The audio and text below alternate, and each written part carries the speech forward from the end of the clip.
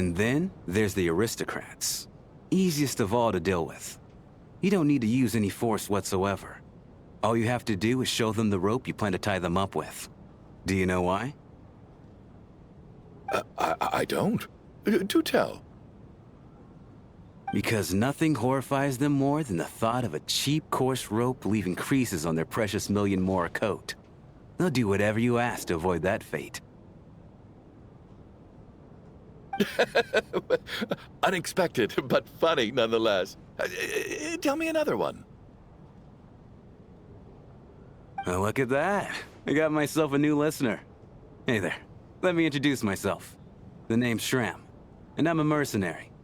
The kind that gets paid to do odd jobs for rich folks. And I am Chuganov, an entrepreneur.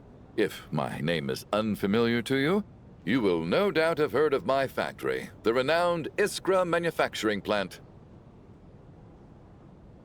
Are you really that famous, Mr. Chuganov? How come I've never heard your name before? Excuse me? Is that a joke? Or are you being serious? Oh, I'll have to ask my rope later. He's probably tied up more entrepreneurs than I've ever heard of.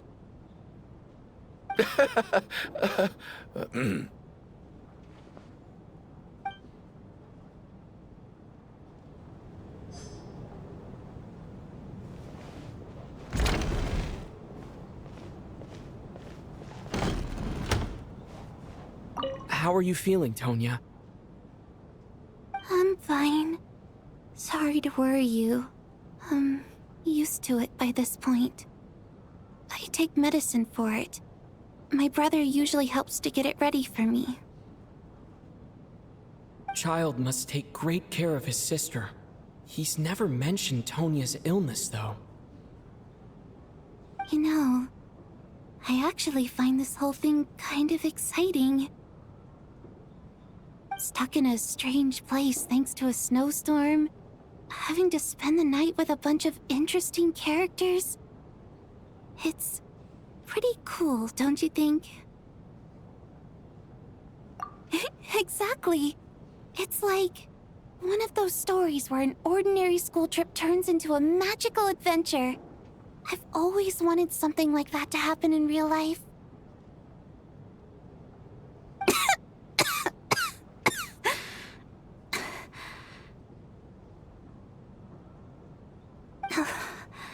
I'm fine, really.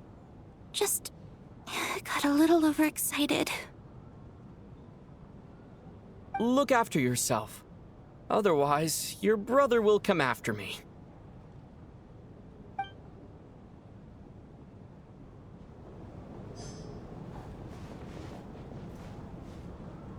My husband has major trust issues. To him, I doubt even this snowstorm is a good enough excuse for me to stay out all night. That's the price of marrying into wealth. You'll get used to it. I'm not about to stop you if you want to leave, but don't drag me along. Hello? Can I help you?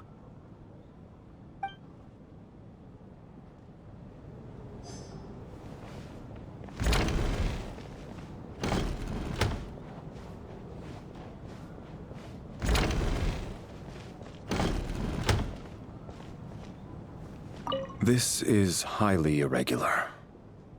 A delay of over an hour during an operation like this theoretically warrants a Harbinger-level response. I wonder what the issue is. The storm, or something else. Sarge, the day you learn to let go and just enjoy moments like this is the day you'll finally understand the meaning of life. Why, hello, sir. I believe you were the one sitting at a nearby table back at Podvorye restaurant. Any friend of the theater's star performers is a friend of mine. It's a pleasure to meet you. I'm Mitya from the Energy Commission. Greetings. Major Valeri, head of the Special Assignment Battalion. Armory Palace Royal Grenadier Guards, 1st Regiment. I am here to ensure Mr. Mitya's personal safety. Please let me know if I can be of any assistance. Mr. Traveler, I cannot help but notice that Miss Odette is stealing glances at me. Any idea what that could be about? I've racked my brains, but I can't think of anything I might have done to offend her. Perhaps she noticed me spacing out during her performance?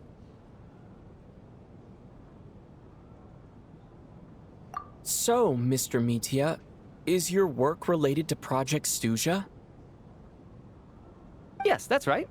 The higher-ups in the Fatui transferred me from the Energy Commission to the Armory Palace because they wanted me to... Really? I can't even talk about that? Pretty sure it counts as part of my private life. All right, I won't say anything. Sorry, Traveler. As you can see, I'm afraid this pleasant chat will have to end here.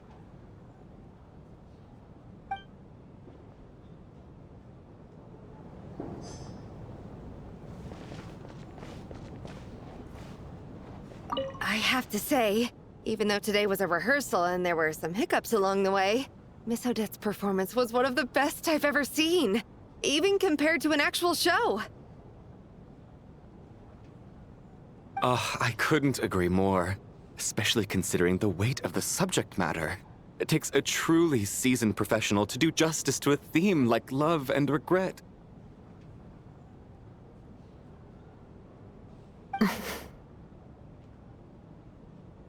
Do you think we were coming on too strong? Odette's ignoring us again. What about you? What did you think of today's performance?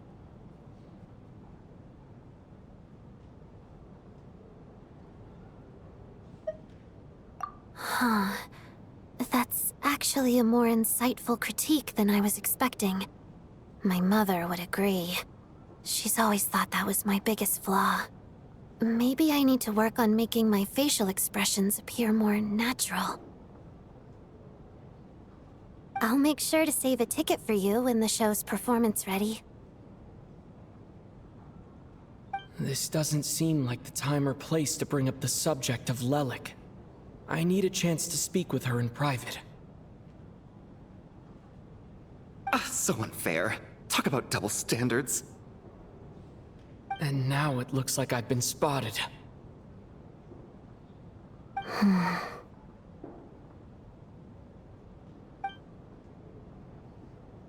You know Mitia too? No, I don't. I just have a feeling that he might be dangerous.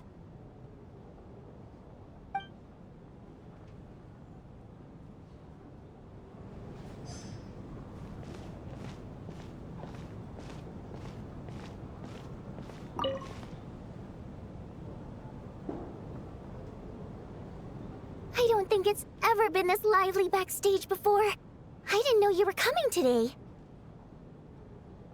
Hey, have you seen Chuganov? I heard he was coming today. Have you spoken to him at all? I'm with you. This could be just the chance we need. Yeah, I gotta figure out a way to coax some more intel out of him. I want to know why he suddenly changed his stance on Project Stuja. What exactly happened before the most recent Vecha vote? For the Rokad, or just out of personal interest? Shh! There are other people around. Don't say the R word.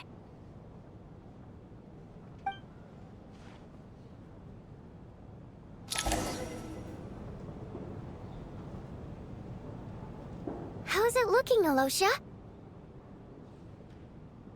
No change from this afternoon. Heavy snow with no sign of slowing down.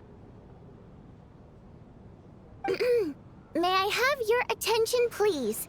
The storm is unlikely to stop tonight, and it'll be even more dangerous outside at night than it was during the day. We at the theater owe everyone here a duty of care.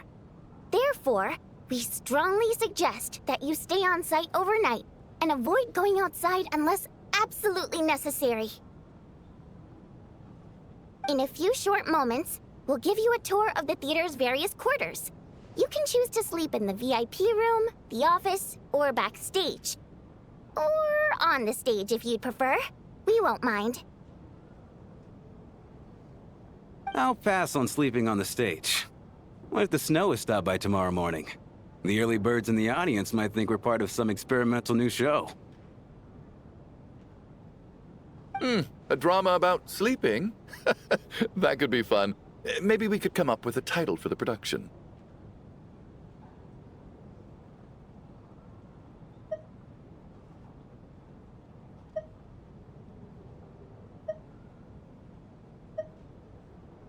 Not bad. Clear selling point, at least. Could be a big hit. Anyone who doesn't wish to sleep on the stage, please follow me. I'll show you to the rooms.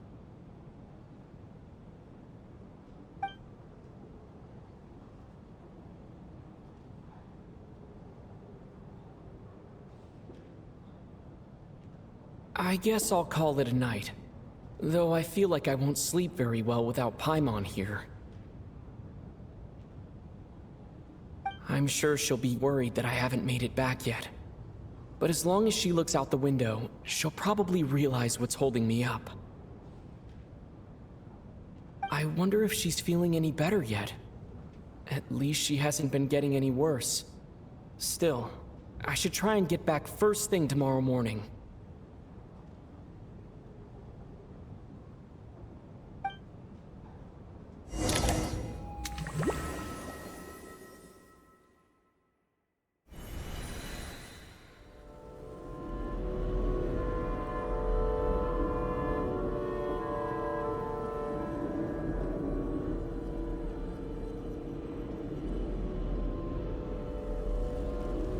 Ah, finally.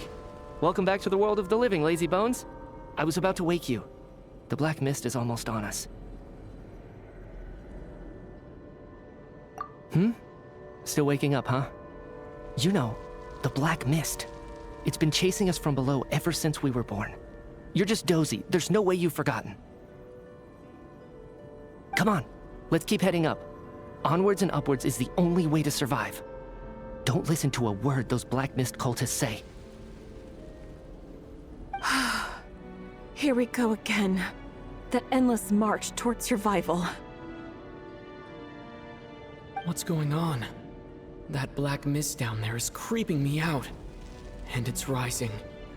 Guess I should head upwards and get away from it.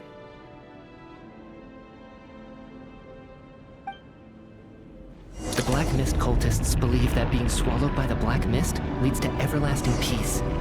But if you ask me, they're just lying to themselves. We're the only heretics left, the only ones who refuse to give in. We have to keep going.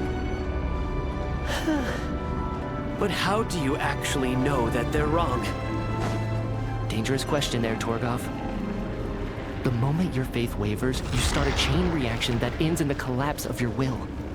Put the question out of your mind. Stay strong and believe that the black mist means certain death. Okay, but it's not my mind that's the problem. My body's about to give up on me. It's already starting to falter.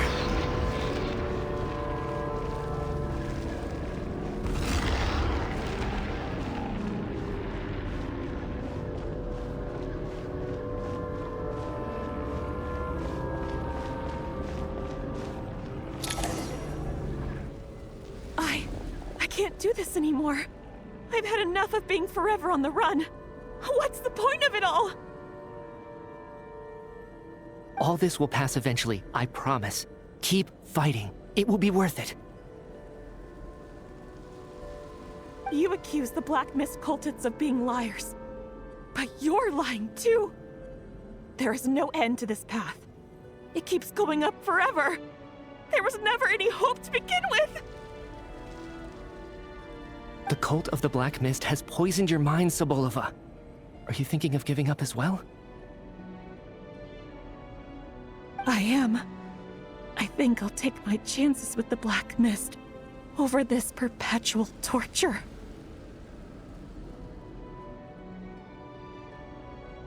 As much as I detest the Black Mist cultists, I'm just too weary.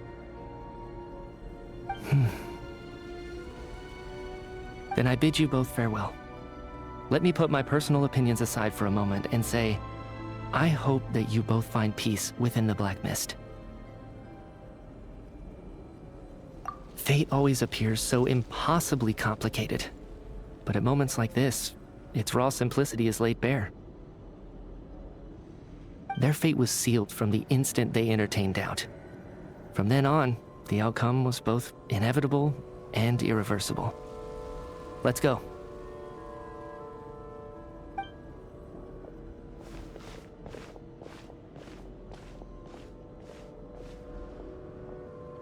Torgov and Sobolova are gone. I never thought the day would come when even they would be swallowed by the Black Mist. It's just you and me now.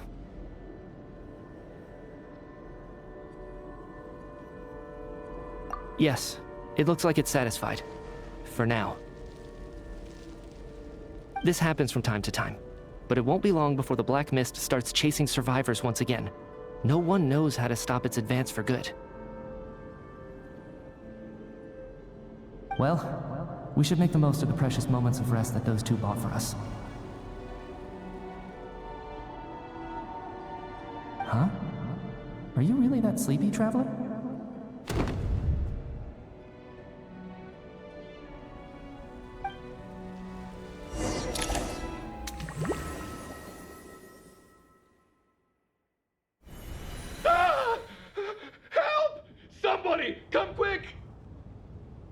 What is it, Chuganov? What's wrong? Huh? Is it morning already? What's all the commotion? Sounds like it's coming from next door. I should check and see what's going on.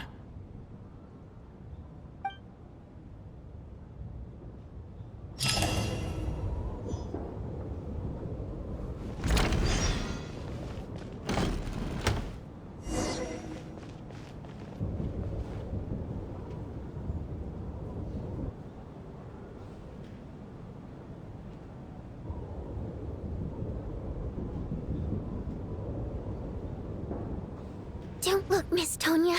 Stay here. Okay. What happened to them?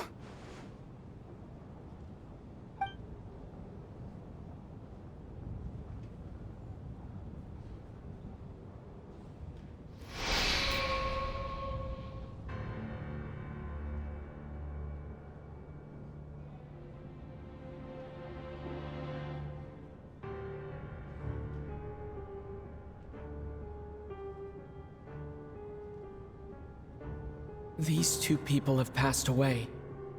And the strange thing is that somehow, I knew this was going to happen.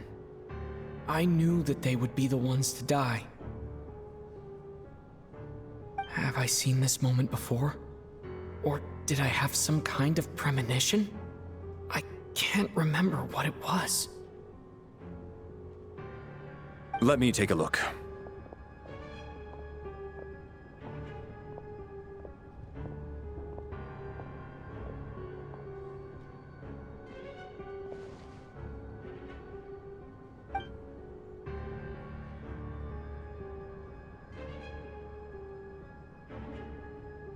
No vital signs in either of them. They're dead. The cause of death, however, remains unclear. No wounds on the bodies, no signs of a struggle, and no skin discoloration caused by the buildup of toxins. But just last night, they were chatting and joking away. This is so sudden. Could they have had pre-existing medical conditions?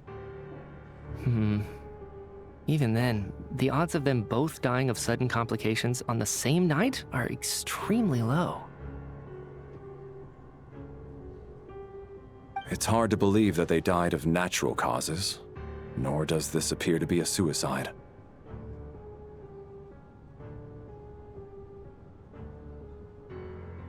Who was the first to discover the bodies? It was me. But these deaths have nothing to do with me, officer. I got up early because I wanted to see if the snow had stopped. Then I noticed that the door to this room was open, and it looked like there was a man and woman inside. I just went over to see what was going on. I had no idea they were...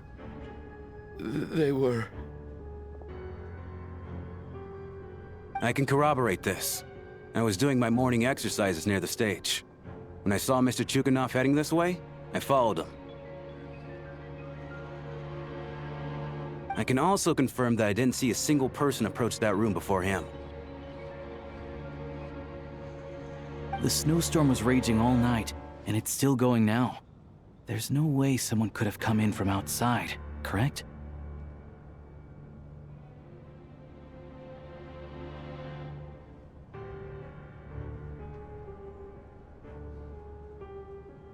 You mean an intruder?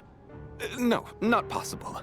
I slept by the door last night as a precaution. There's no way I wouldn't have noticed if anyone had tried to open it. Everyone, split into pairs and search the theater for anyone in hiding, or any signs of suspicious activity. I'll follow up with a full search of my own shortly. Go, there is no time to waste.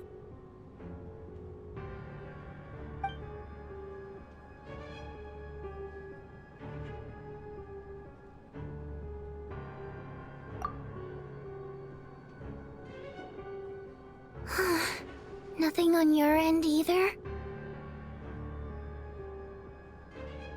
Backstage is clear. No signs of suspicious activity. We checked the basement. Also clear. I don't think there's anywhere here that a living person could hide. Are we certain that the theater doesn't have a back door? Or any tunnel or passageway wide enough for a person to fit through? No, there's nothing like that. If people were sneaking in through some secret tunnel to avoid buying a ticket, we'd have sealed it off ages ago.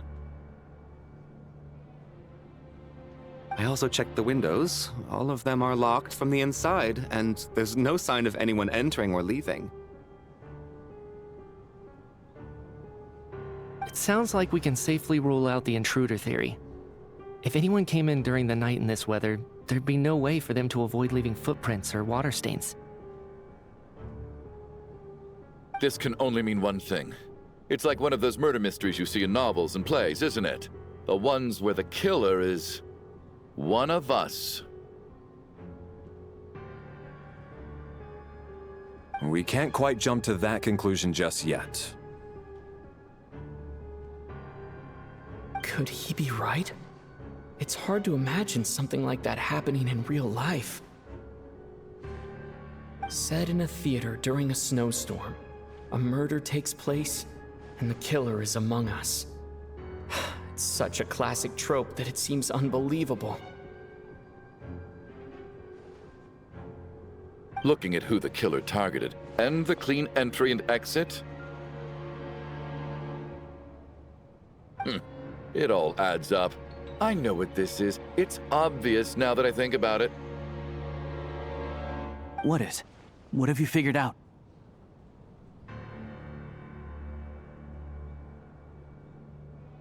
Both victims were wealthy, well-known local merchants. And the door was deliberately left open so I would discover the bodies and witness the crime scene first thing in the morning. Such ruthless methods. This was your doing, wasn't it, Lelik? Lelik? You mean Lelik is among us? And he's the killer? Lelik. I know this code name. Member of the Rokot, anti-Project Stuja. Always works alone. I've read the case files at the Armory Palace. Walk me through your reasoning, Mr. Chuganov. What do you know about Lelik?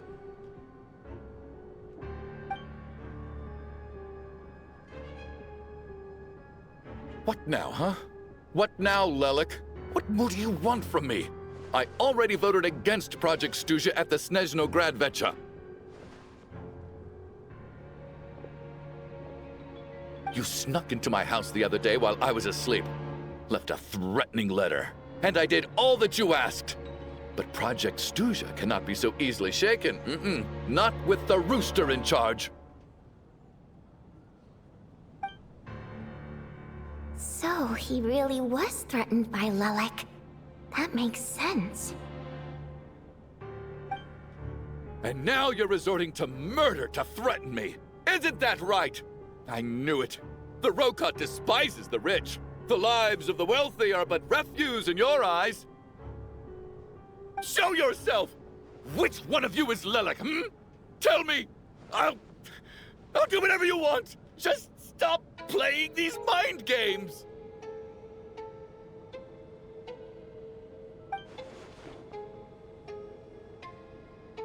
Was this really Lelek's doing?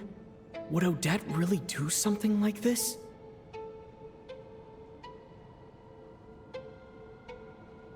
If Odette really is Lelek, this seems out of character.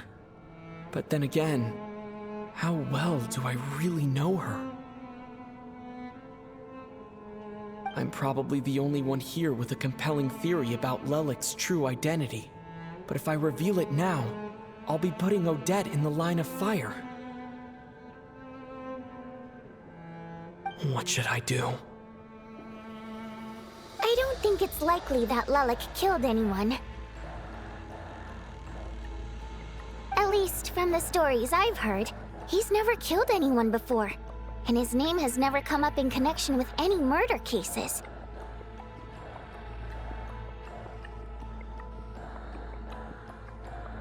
Besides, even if Lelek did want to threaten you, why resort to such an extreme and roundabout method? It's not his style at all.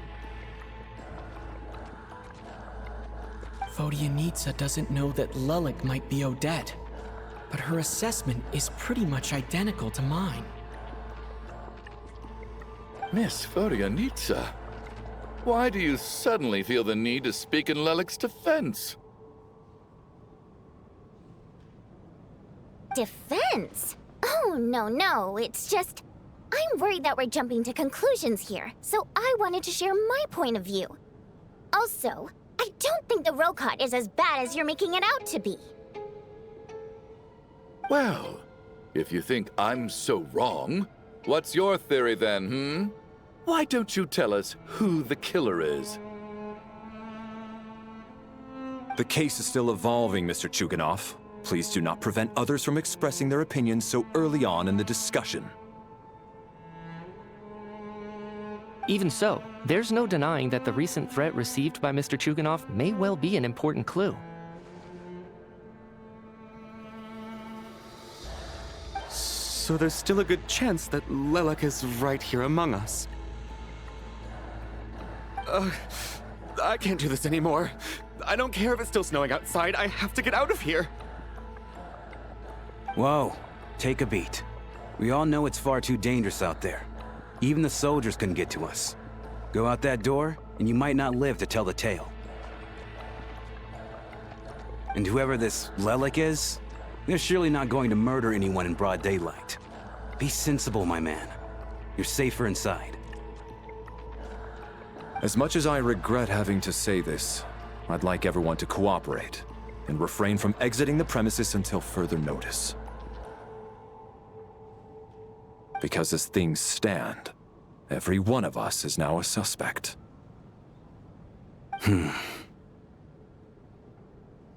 Unless anyone has further information to share, let's adjourn for now. Feel free to keep searching for clues, but make sure you don't go off alone.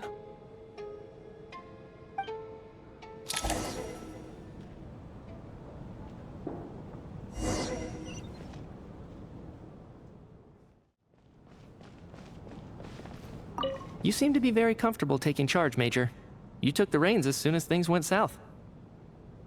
I simply made an executive decision that someone needed to take control of the situation on the military's behalf. Does this offend you? No, quite the opposite. We feel much safer for it. By the way, what does Major mean exactly? Is it a pretty high rank?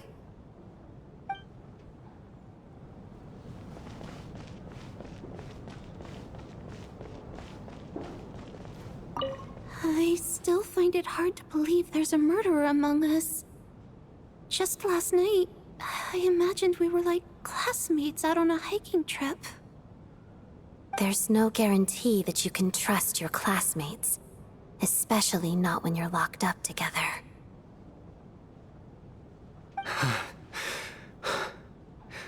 Why did they do this? Was it for money? Even then, they could have just kidnapped the people. They didn't have to die.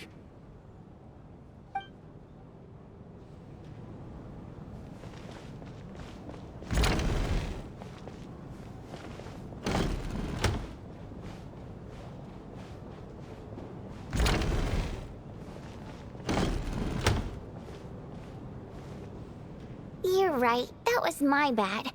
It was a knee-jerk reaction. I didn't think it through. Luckily, no one suspected my identity. Oh, phew. It's just you. I thought someone was eavesdropping. Since Vodianitsa and I were on the same page earlier, I think I should share my thoughts with the Rokot members first.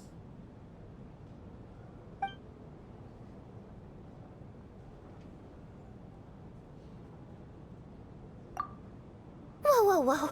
Are you serious? I don't know if this counts as gossip, but it's definitely on track to be the juiciest this whole year. Odette? Really? Odette? Oh god, how dumb does this make me look?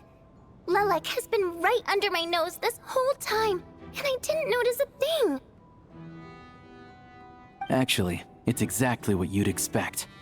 Sometimes, hiding in plain sight is the best strategy. And now that you mention it, the more I think about it, the more sense it seems to make. It all adds up. What are we up to now? 1, 2, 3, 4... Odette's identities. She's my coworker, specifically a ballerina, and also a Fatuz, a member of the Rokot. Now, Lelek. It must be so exhausting. I just want to give her a hug. I guess since I've always known her as a member of the Fatui, it never even crossed my mind that she could be involved with the Rokot, let alone be Lelek. I don't understand. If she's with the Fatui, what reason could she have for being so opposed to Project Stusha? Probably best if you ask her that in person. Well, since you waited until now to bring this up instead of announcing it to everyone earlier, does that mean we're all on the same page here? Yeah.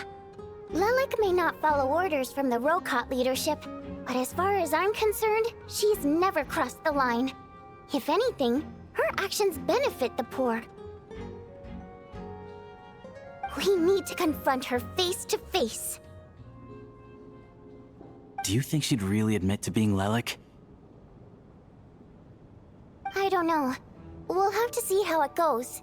For now, we'll work on the assumption that she didn't kill anyone, and see how much she's willing to tell us.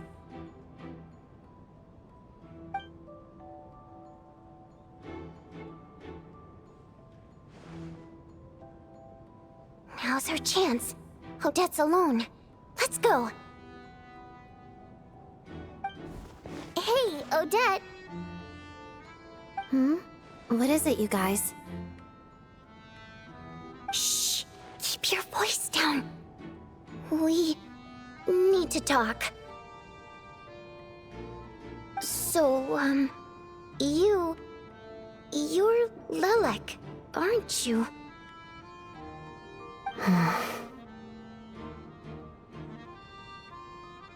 Alright, fine. You don't have to say anything or explain yourself. Just hear me out first. None of us believes you'd kill innocent people. Whoever murdered those 2 people last night, it wasn't you. The Traveler was the first to figure out your identity, but he kept quiet during the discussion just now. Still, it's clear where the group consensus is heading. Everyone believes Lelik is the culprit. If your identity is exposed, you'll be in a really bad spot. We're your colleagues, and we know what kind of person you are. I don't want anything bad to happen to you. So, can you clue us in? Tell us everything. The more we know, the more easily we'll be able to cover for you.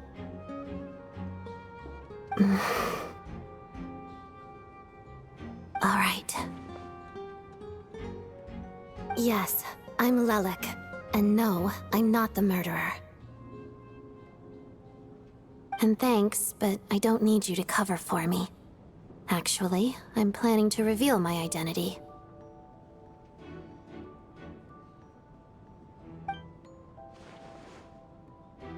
Huh? You're gonna reveal that you're Lelik? Here? That's right. I'll admit I was surprised at first when Shuganov guessed that I was here. It was just a lucky guess, but it caught me off guard. But after taking some time to assess the situation and confirm where everyone stands, I don't believe I have anything to worry about. Are you sure you don't need a second opinion? Given the circumstances. Mr. Valeri! What?!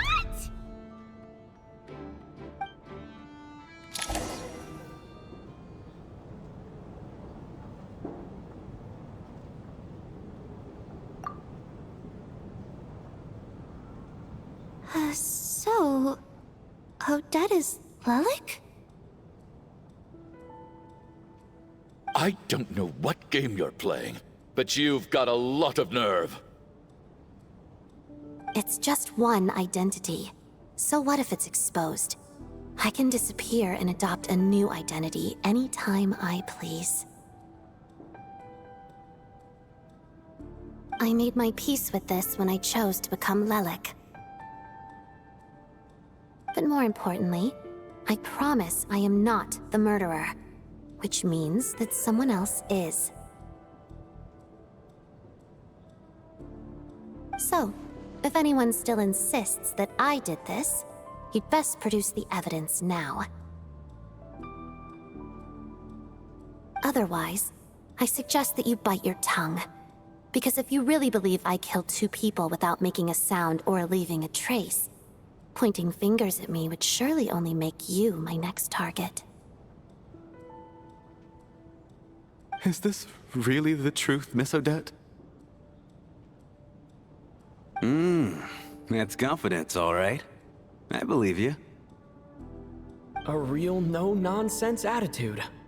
I can see why Marionette said that she's on track to inherit the title of the Fair Lady. Are you seriously buying this? Hey, officer! She just admitted to being Lelik. Aren't you going to do something about this? I do have one question, Miss Odette. Why have you chosen this moment to come forward and reveal your identity? If I didn't say anything, everyone would be focusing all their efforts on finding Lelik. And that is exactly what the real culprit wants. I don't want to be the scapegoat who lets the murderer get away with this crime. Despite all the accusations, she made the smart choice. A remarkable display of rational thinking under pressure. Clearly, Odette's talent extends far beyond the art of dance. She thought so far ahead. Ugh, why do I always feel like I'm one step behind her in everything?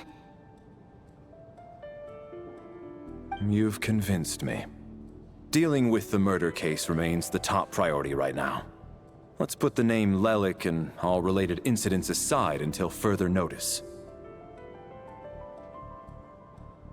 Nevertheless, the group still considers you the prime suspect. I assume you have no quarrel with that, Miss Odette? I understand. You're welcome to keep an eye on me around the clock. I have no objections. Mr. Chuganov? For my wife and daughter's sake, I'll let you off the hook for now. But don't think you're forgiven for breaking into my house and threatening me. Just wait till we get out of here, Lelik. We'll settle the score then.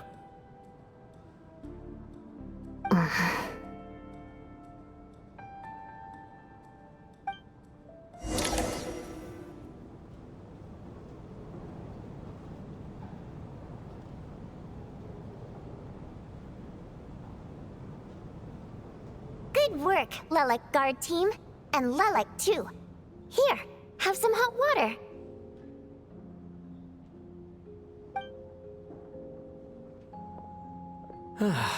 Turns out Valeri knew about my exploits. So now I've been told I have to guard Lelik with him.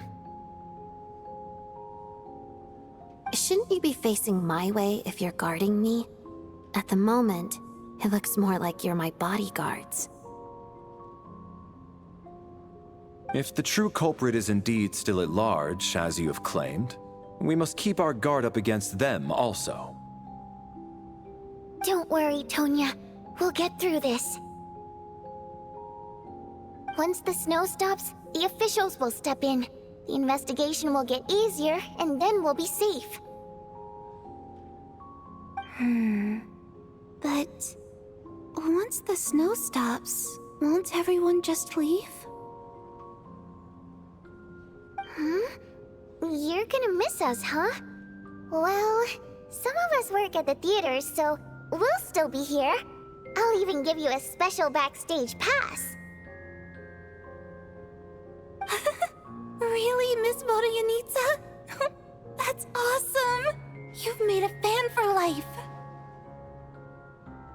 Aw, you're so cute, Tonya. All right, let's swear to it. I promise to give you the pass, and you promise to never change your mind about being my fan. Promise. Don't indulge her, Tonya.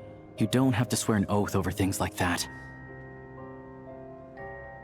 You really do get carried away sometimes, don't you, Miss Vodyanitsa? Hey! Mind your own business!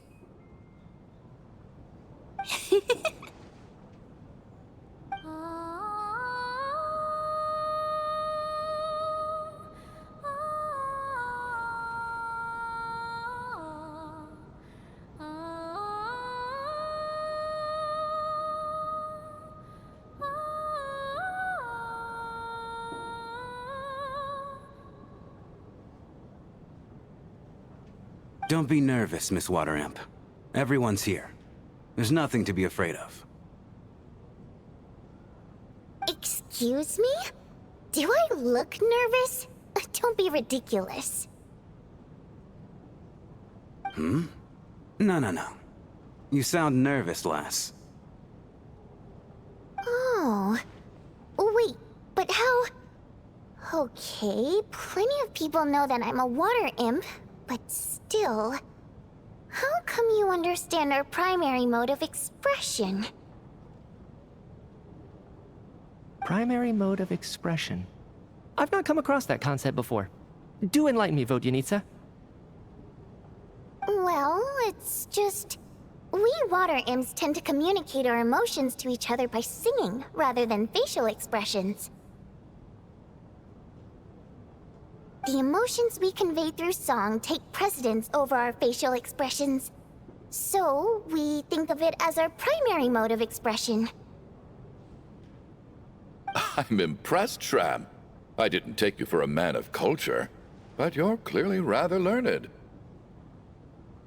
It's not about being cultured or not. The thing is, this mode of expression can usually only be understood by other water imps. It's not a simple case of a song sounding happy or sad. And yet, you're clearly human, Mr. Shram. It's really not the big deal you're making it out to be. I think I just have a knack for it. Plus, I have a very close friend who's a water imp. A delightful lady. But keep that a secret.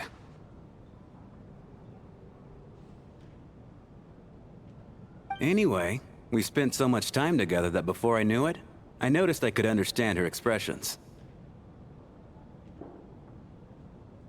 Oh, I guess that makes sense.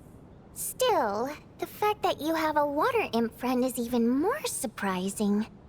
I'd better watch what I'm singing when I'm around you from now on. Hey, what are you implying? You're not secretly insulting the audience in your songs, are you? Heavens, why would I do a thing like that?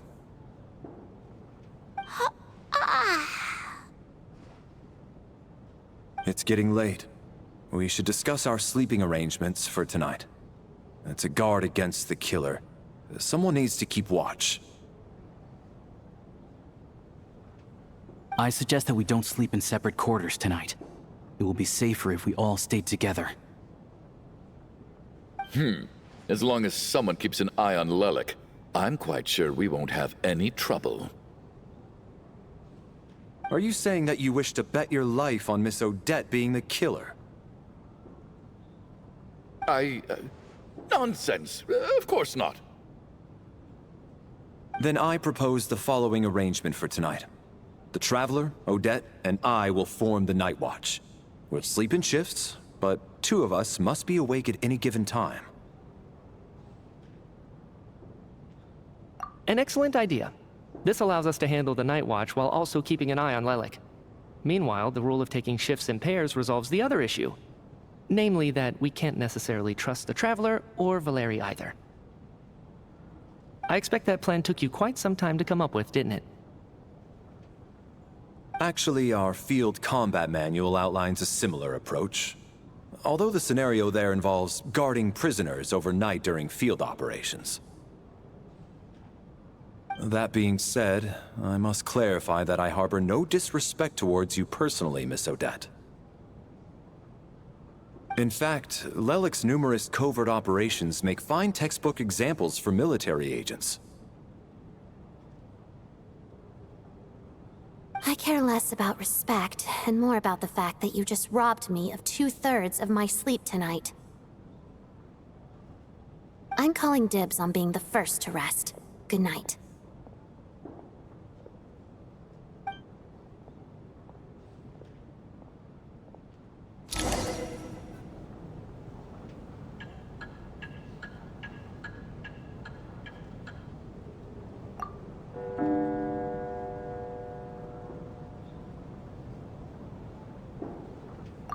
It's almost time. We should wake Odette. How are you faring? Oh, not going to argue with that. I'll take a quick nap. If you start to feel sleepy, wake me up anytime. It's finally time for Odette and I to share the Night Watch. I should wake her up.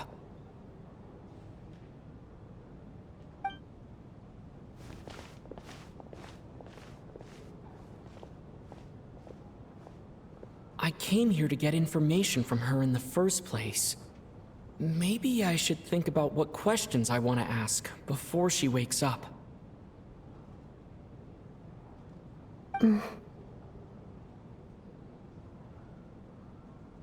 How long are you gonna keep staring at me?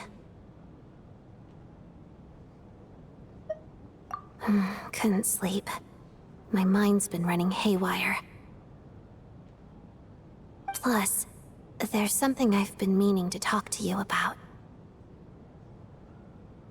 I had a hunch that you wanted a conversation, too. Let's take this chance to clear the air, shall we?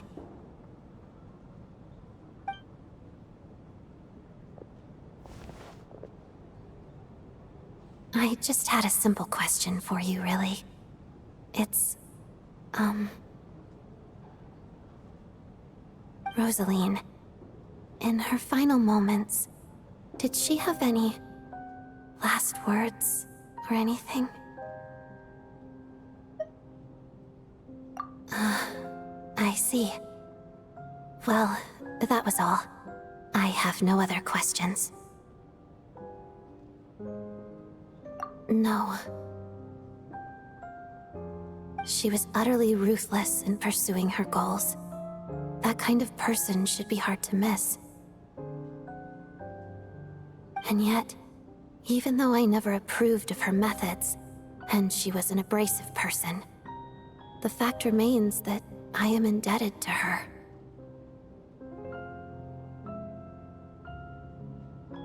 Oh, she told you. I guess that makes sense. I think she and Rosaline were on pretty good terms. Yes. Rosaline wasn't the kind to gossip about this sort of thing. Not that it's any huge secret to me, though. When I was a child, I had to join the Fatui for the sake of my mother and me. I trained under Rosaline. It was extremely grueling, and it didn't exactly come naturally to me. All I could do was try to ignore the biting cold and practice, practice, practice. I was a newcomer who'd managed to make a good first impression on a harbinger. There was pressure to live up to her expectations, to be worthy of the fair lady's reputation. Every day was a struggle against the cold, pain, and fatigue. And most nights, I struggled to fall asleep. After enduring all that, I've become almost immune to the sensation of pain. I suppose that was the cost of survival. Surely, any child who had to experience that would grow to hate her lot in life, don't you think? So, I put an equal amount of effort into my ballet. Because in my young mind, that was the only way to defy my fate. It was my way of telling her, the Fatui's demands and your expectations of me are not what I wish for. One day, I will leave. I think she probably blamed my poor performance in training on my passion for ballet. She knew my heart wasn't in it. One time, when I was secretly practicing a dance at night, she suddenly showed up.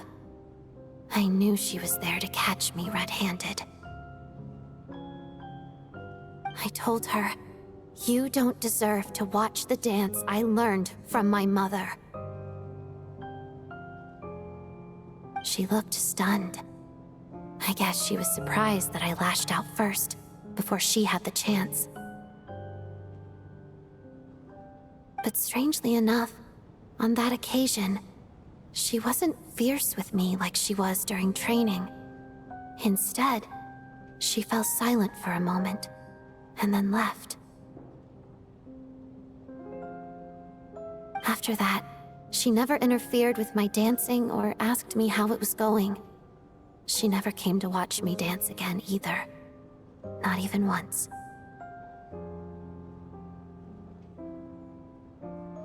She was. But even now, whenever I take out this core Ignis, I can't help but think of that night.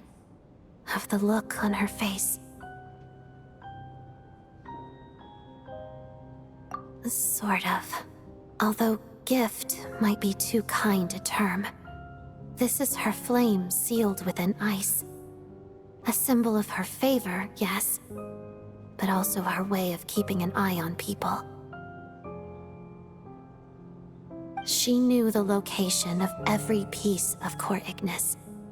If any recipient started acting suspiciously, she'd be on to them immediately. Trust her to make even a mark of approval feel suffocating. So, when news of Rosaline's death reached Snezhnaya, many people immediately crushed their core Ignis. It gave them a profound sense of relief, like they'd broken free from her shackles. But I kept mine. With my sensitivity to pain being as dull as it is, the warmth from this core Ignis is one of the few things I can still feel clearly. I still wonder, did she really come to stop me that night? I wasn't sure, but I was scared, so I said some really awful things. I guess she didn't leave anything behind. Not that I expected her to. It's fine. It's just a bit of a shame that we couldn't settle our differences before the end.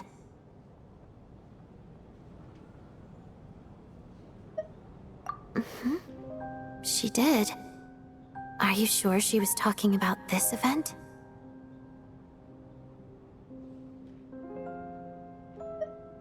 Huh. No, she didn't.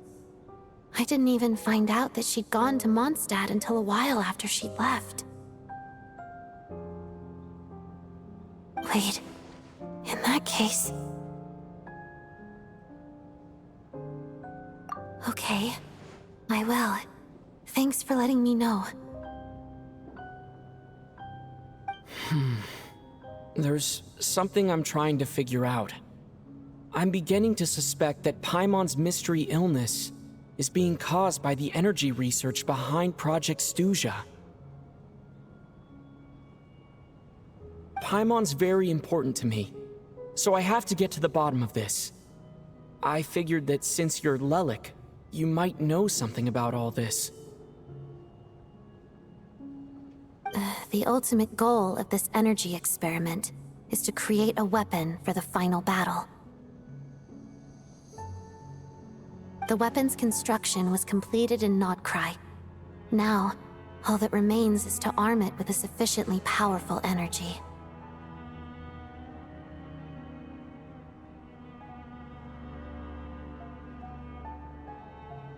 Yes.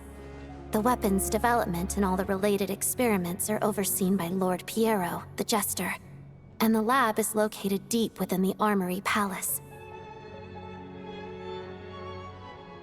I'm not sure why this experiment would be making Paimon feel unwell, though. The best way to get to the bottom of it would be to go there in person. Once we get out of here, I'll help you apply for an entry permit.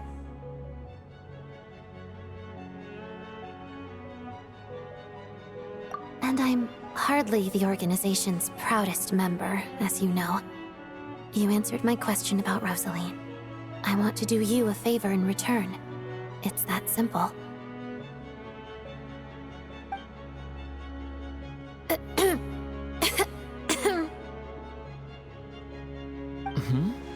What's wrong? Are you not feeling well?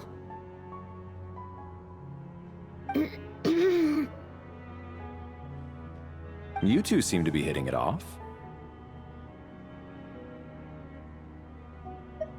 I thought you were sleeping. Of course I was. In the military, one learns to fall asleep quickly, even in the most inhospitable environments. It's vital to staying alert and energized. Why? Is something wrong? Even if he was awake, he can't have overheard us, right? Well, thank you both for keeping watch. Traveler, I'll take over for now. It's your turn to get some sleep. Sure.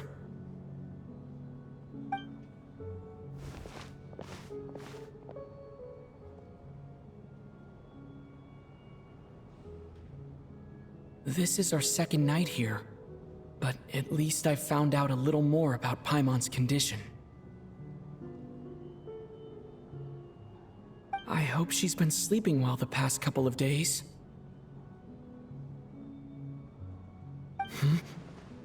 Why do I feel like I'm being watched?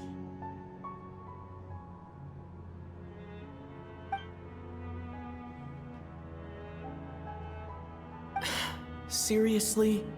Is this payback for when I stared at her earlier? But I thought she was asleep.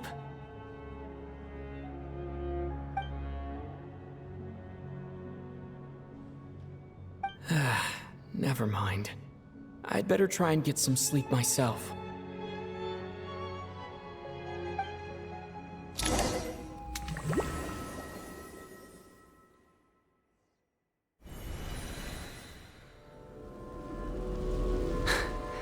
Hey, what are you spacing out for?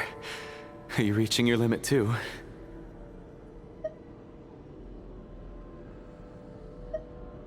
How long have we been walking for?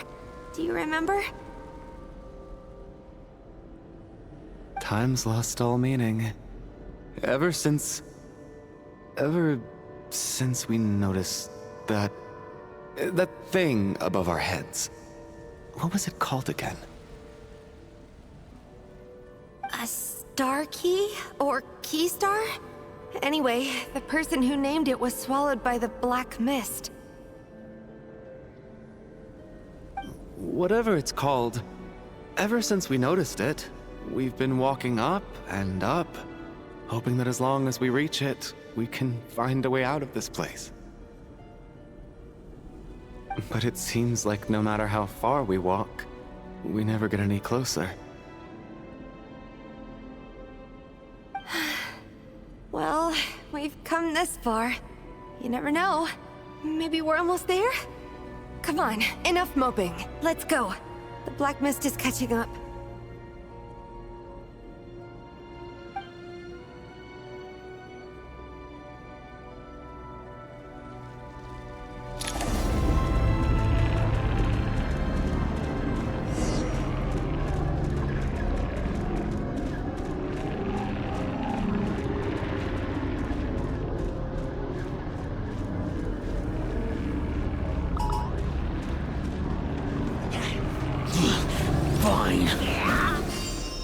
Monsters!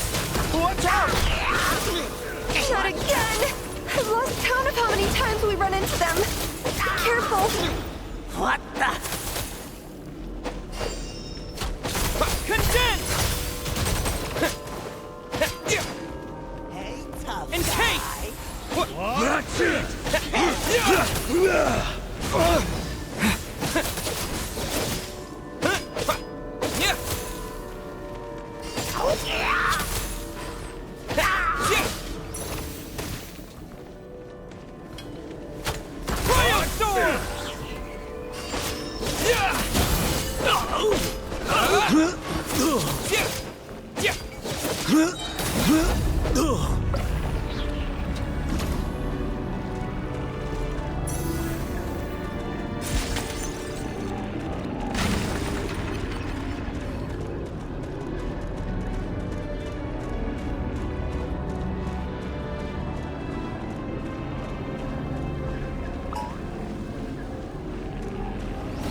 You wanna fight?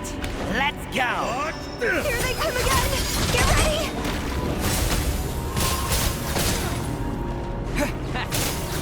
Second thought? Claim ya!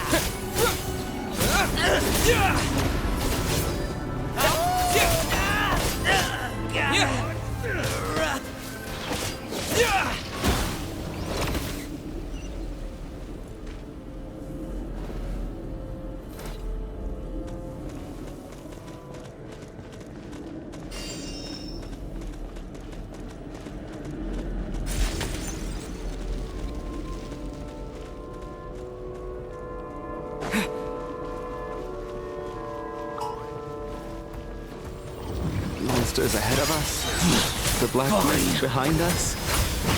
Feels like there's no escape.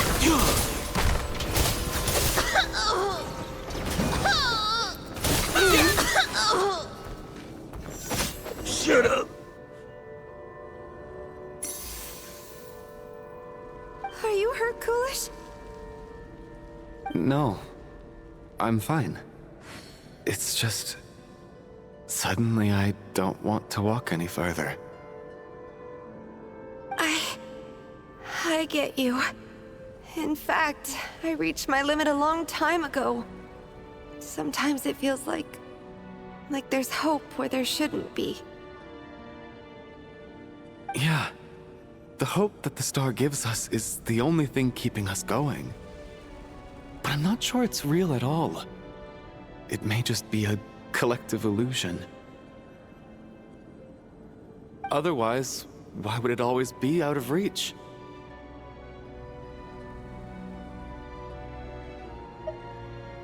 We know you mean well, but you're only saying that to try and encourage us to keep going, aren't you? Thank you, friend. But enough is enough. Please don't give me any more false hope. Hope is poison in this place.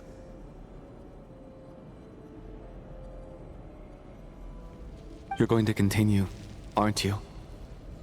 I admire that.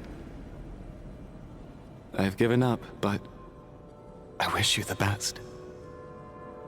May there come a day that you catch up to the storm and leave this godforsaken place.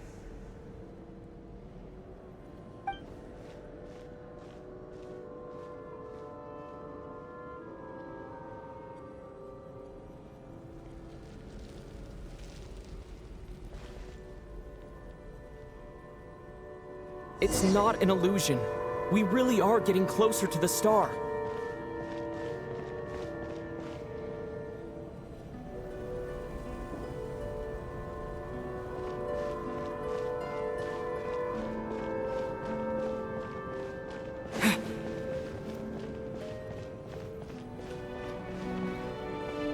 Congratulations. You're the first person to make it here.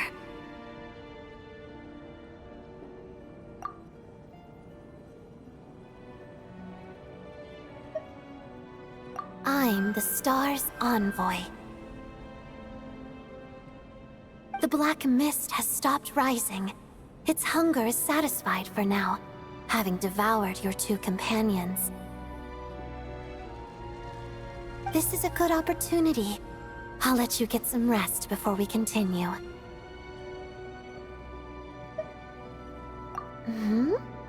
What do you mean, leave? The star represents the starting point. It's the waypoint for the beginning. Congratulations on reaching the starting point. Once you are ready, we will head out and walk upwards. I will be right by your side the whole way.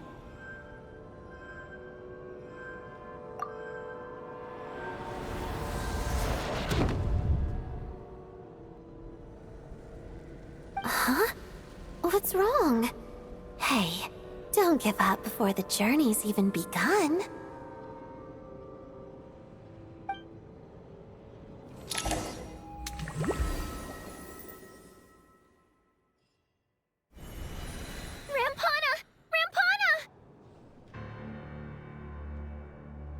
Is that Vodianitsa's voice? What happened? Coolish, wake up! Please wake up!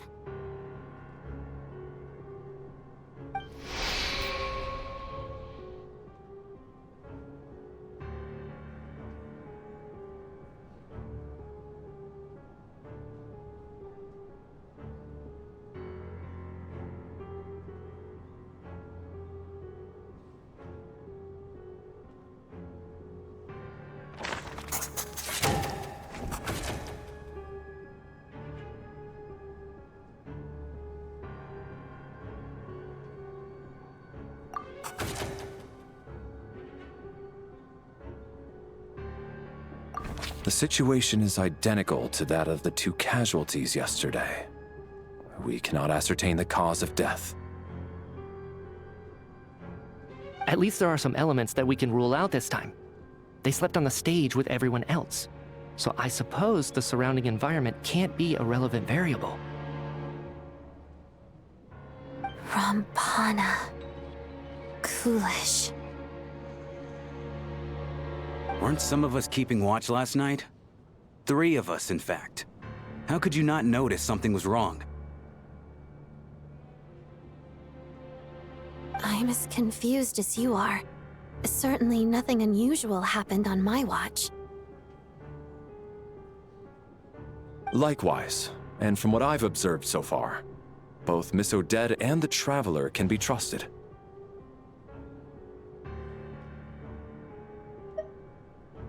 To be honest, I didn't get a wink of sleep last night. I couldn't help but think I was the target, so I just laid there with my eyes closed. I heard the Traveler and Lelik chatting, but otherwise I don't recall hearing any commotion during the night.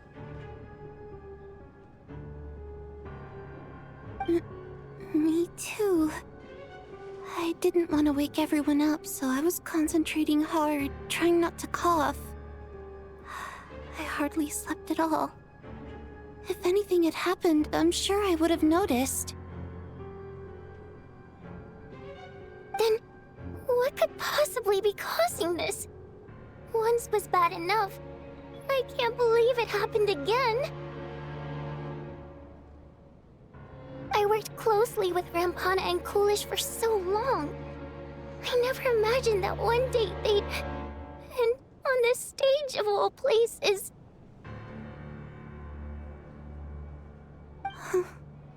Florianitsa... 4 victims in just 2 days, and we still don't have a single lead. I need to get to the bottom of this as soon as possible. And above all, keep Tonya safe. I'd never be able to look Child in the eye again otherwise.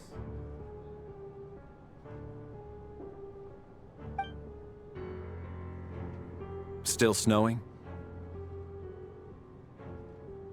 Yes, I just checked. Still no sign of anyone outside either. So we only have ourselves to rely on. If you ask me, this killer can clearly strike whenever they please. The Night Watch was a useless endeavor from the start.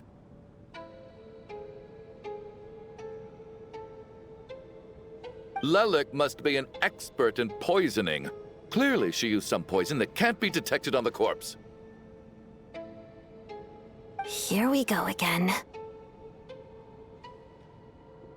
Listen, I was already thinking to myself last night, was Lelik's reason for revealing her identity the real story?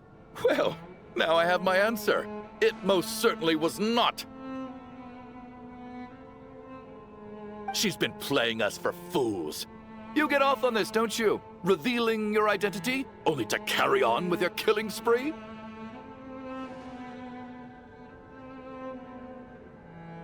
That's a hideous thought. One that only a hideous mind like yours could dream up. How dare you! That's enough! Yesterday, you named Lelik as a suspect because the victims were both wealthy merchants. Lelik might have had a motive then.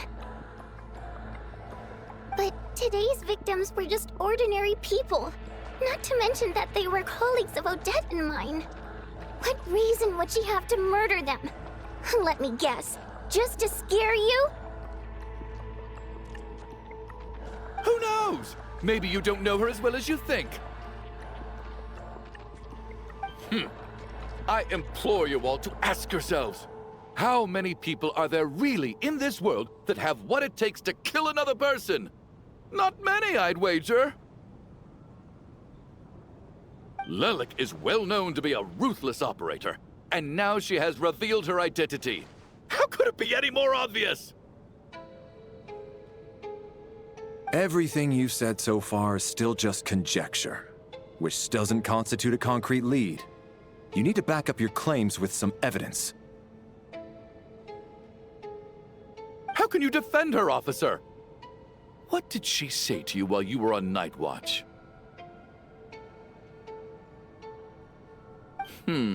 Maybe I shouldn't be so surprised. You military types are always colluding with criminals to target the rich. All so you can get your grubby paws on our hard-earned fortunes, then tell us to fall in line. The Fatui, the Druzhna, and the Rokot. Thugs, the lot of you.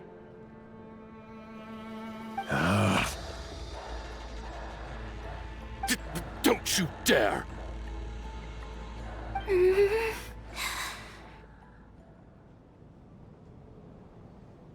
Sir, but... you were the one who told us not to stop other people from expressing their opinions yesterday. 4 people have already died. Only yesterday I was chatting with Mr. Coolish.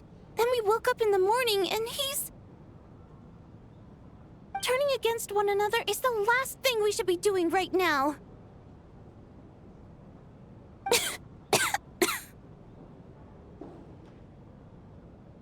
Little girl. Even if Mr. Chuganov is a puffed-up, pig-headed windbag who doesn't have a clue what he's talking about, he's still one of the victims here, isn't he?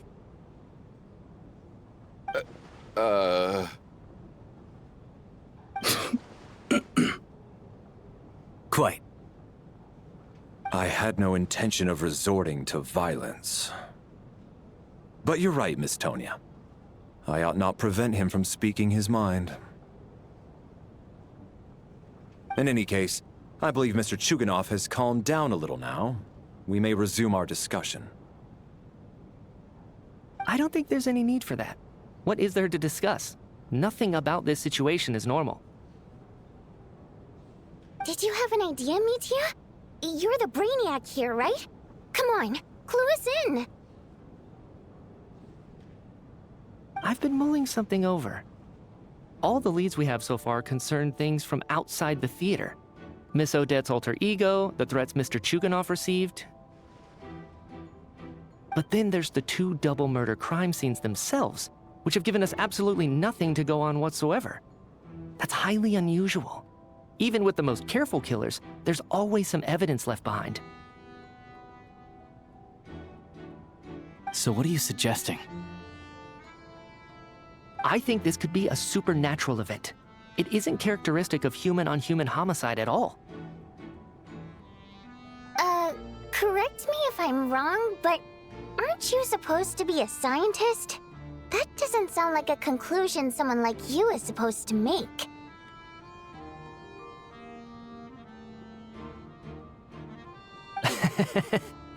I got into scientific research because of my insatiable curiosity.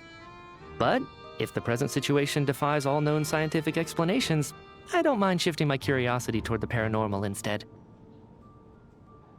Now that you mention it, I remember when I first came to the theater, I heard rumors about this place being haunted. Haunted? Yeah, I think I heard the same thing. But I mean, they're only rumors, right? We've worked here for years. Surely we would have noticed any spooky goings-on by now. Well, this has taken an unexpected turn. A haunted theater? If Paimon were here, she'd probably be hiding behind me in fear right now. Why don't we take this opportunity to look for clues again with a more open mind? Maybe a different perspective will help us see something different. Very well. Whether it's criminals or ghosts we're looking for, the same rules apply. Everyone needs to tread carefully. I'll move the bodies into the same room for now.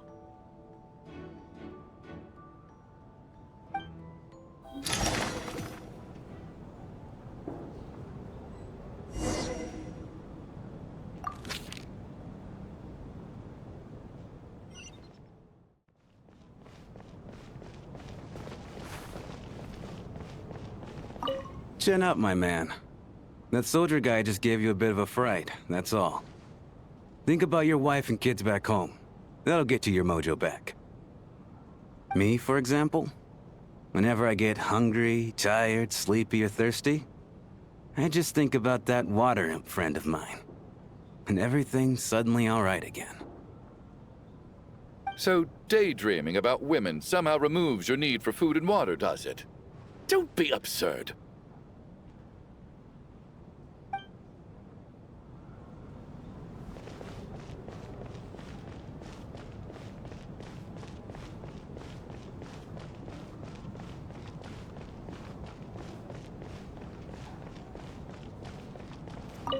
I need to think very hard about whether there's anything that ever needed hiding.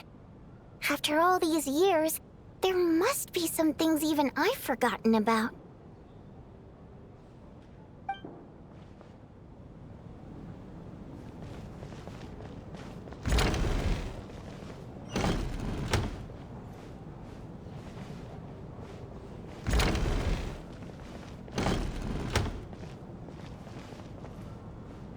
Tonya, did you find anything?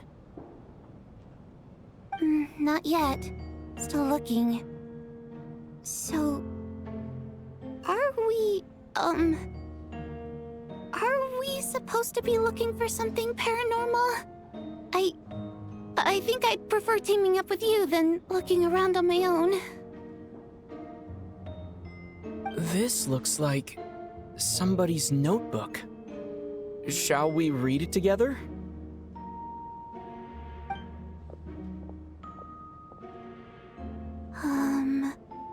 Well, it doesn't look scary or anything, so I guess it should be fine.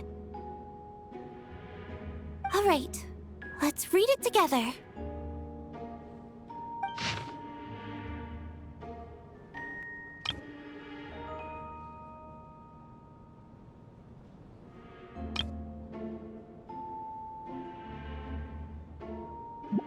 Huh. This has to be Vodianitsa's writing, surely.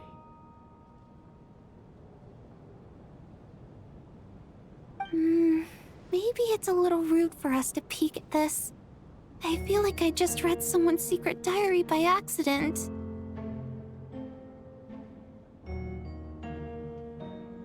It sounds like she's writing this for her parents, right? I don't understand. Why put this stuff in a notebook instead of mailing it in a letter? Because her water imp parents belonged to the aristocracy, who were driven out of Snezhnaya by the Tsaritsa long ago. And now they live somewhere new, where the postman can't get to.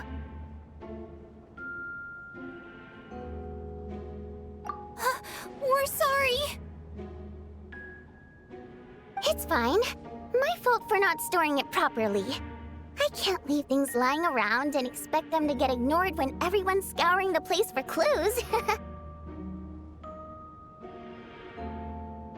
All right, give me my notebook back. I'll take over the investigation in this room.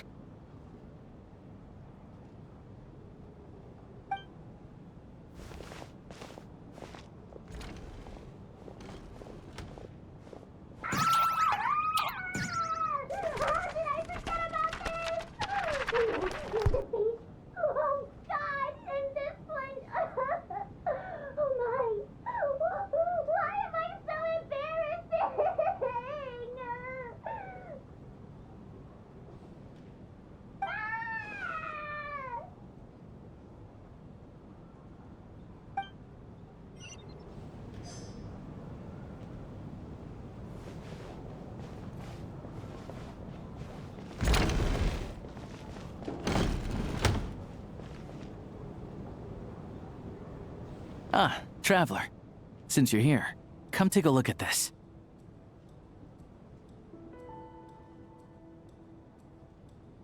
Alosha found it. We're both curious to hear your perspective. It appears to be an investigation report.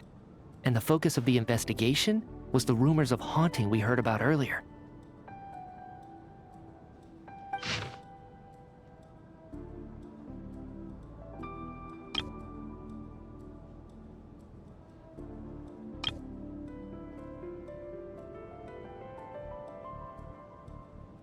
An investigation report, huh? Looks quite old. This person's name looks to be of Sumeru origin to me. Was the investigator from Sumeru? The theater manager must have hired an investigator once specifically to look into this issue. But it doesn't look like anyone ever looked at the report. Presumably, the manager wanted to know if the supposed haunting was dangerous, while also being fearful of word getting out in case it affected the theater's business. Anyway, the bottom line is, the haunting is actually real after all. It's caused by an obstruction in the ley lines. Is there any chance this is the key to finally making some progress with the murder cases? Ley line problems are pretty unexceptional to me by this point, and while it certainly offers an explanation for the ghosts, it's hard to imagine what connection it could have to these two murder cases. Some of the language that appears at the very end of the report caught my eye. Angel civilization, ley line renovation? My area of research doesn't touch on any of that, so it's completely outside of my wheelhouse. Huh? A piece of paper just fell out from the report. It landed right by your feet.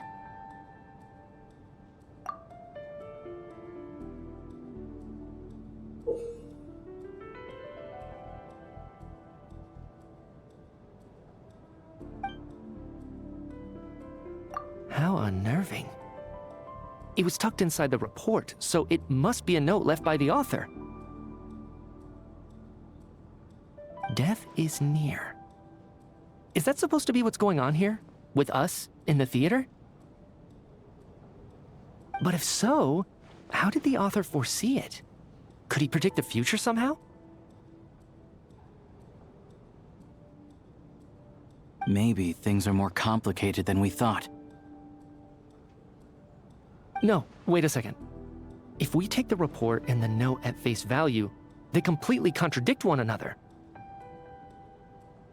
The report definitively concludes that the hauntings in the theater are harmless and cannot affect the real world. But the note seems to be warning of potential danger. The question is, what exactly does the note mean by death?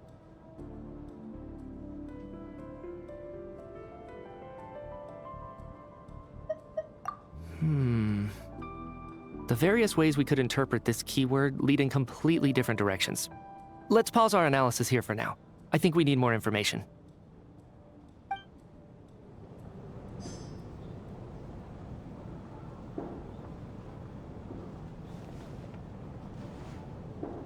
Valeri, come take a look at this. You too, traveler. Some sort of notebook. What is it for? It's the on-duty logbook for the theater. Kulish was the main person to use it. He mostly used it to record any unusual incidents during a show, audience numbers, exit times, and so on. Yes, he'd always have this logbook with him when he checked tickets at the entrance. This should confirm a lot of key details about the recent show. So, you find anything unusual? Yes. The number of people. I've checked and double-checked, but the numbers just don't match what's recorded in the logbook. Apparently, we have an extra person among us. Are we certain that logbook is accurate? Could someone have sneaked in without buying a ticket or something? Unlikely. Kulish took his duties very seriously. I've rarely seen any errors in his work. Not to mention that this was a dress rehearsal, meaning smaller audience numbers and tighter ticket restrictions than usual. Everything would have been well within his control. We no longer have our tickets with us, do we? They got collected on entry. I assume there's no way we can check them again. Unfortunately not. The theater recycles tickets. Once people are in the door, they don't tend to leave until the show ends, so we collect the tickets at the point of entry.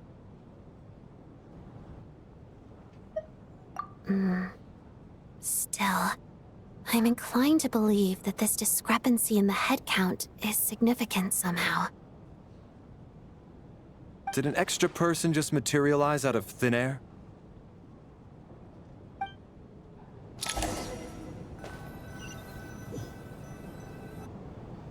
If we take all this together, it's not impossible, is it? If anything, it's the natural conclusion. Oh, I beg to differ. This sounds to me like a product of a researcher's vivid imagination. And perhaps it's because I'm still viewing this through the lens of a typical murder investigation. But still, I'm struggling to be persuaded by your theory. Does it really sound that far-fetched? Alright, well, let's treat that as speculation for now. I do agree with what you've said, so let's go with your idea for now. Good. Okay, now that we finally have some meaningful leads, I think it's time to reconvene. Let's get the others.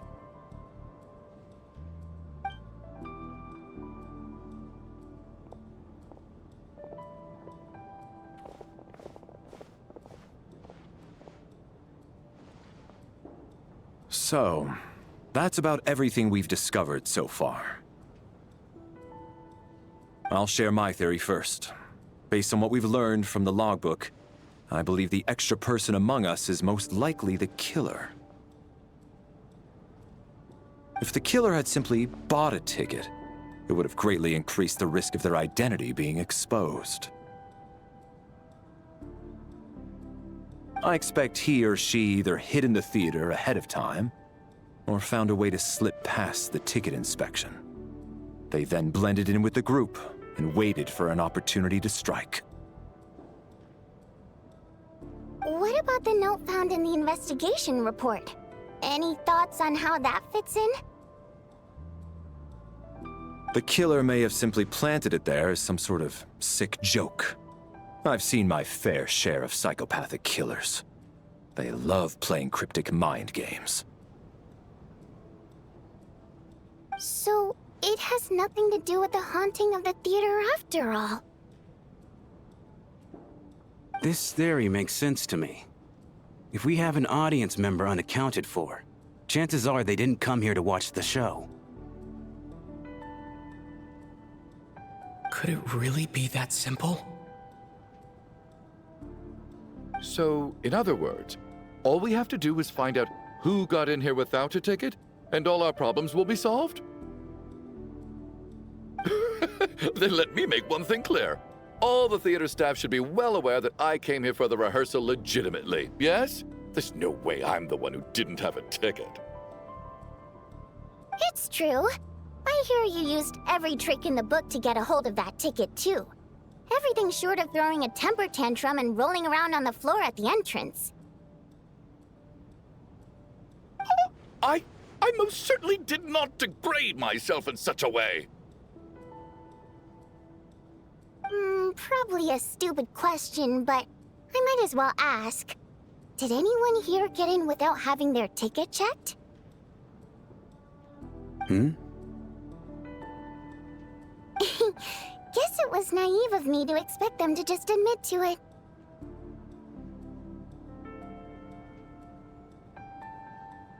Especially after the unprompted Lelic reveal. Once was already a miracle. Twice would be unfathomable.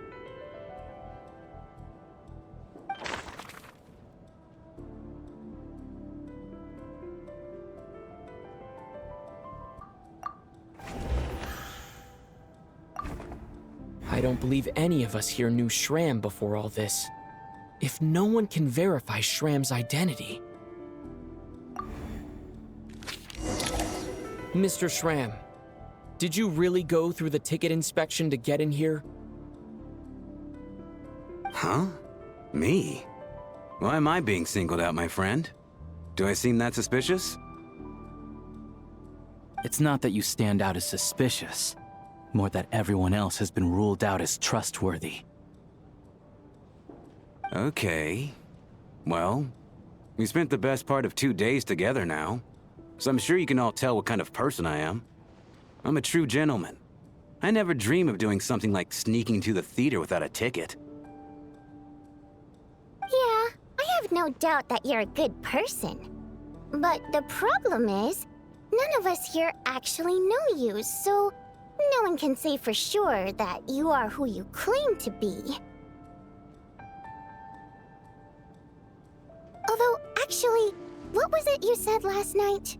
Yeah, you're friends with that water imp, which is why you understand our primary mode of expression. Last time I checked, there were barely any of us remaining in Snezhnaya, since most of the water imps left. Could you tell me a little bit more about your friend? There's a good chance I actually know her. And I suppose it's also kind of a way for everyone else to get to know you a little better.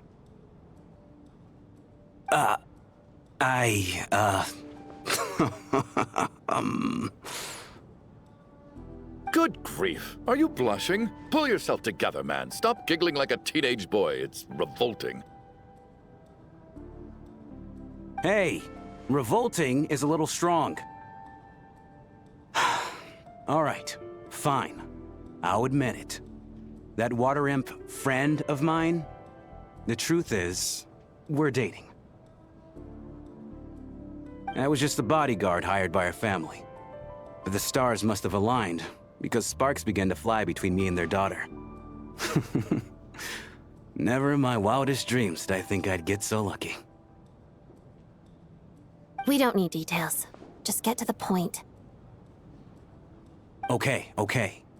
I'm just a little hesitant to reveal her name, that's all. You know how it is. These are delicate times. Even with me to protect her. If word gets out that she's dating a human, both the Fae and human factions will give her a hard time. Really? Wait, no.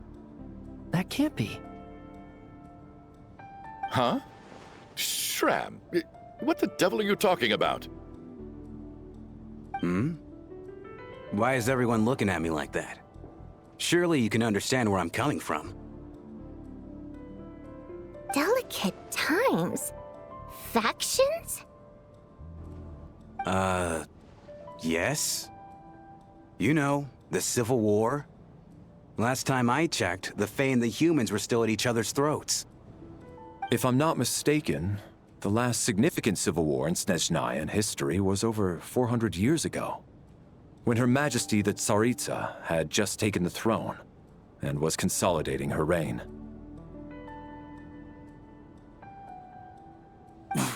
What do you mean, 400 years ago? What's going on here? Is Shram from the past? All right, Mr. Mitya, you win this round. As far-fetched as it is, it appears that your theory may be correct. I'm just as amazed as you are. I didn't even believe it myself, to be honest. Is someone going to explain what's going on here? From the look on your face, you figured it out too, haven't you, Traveler?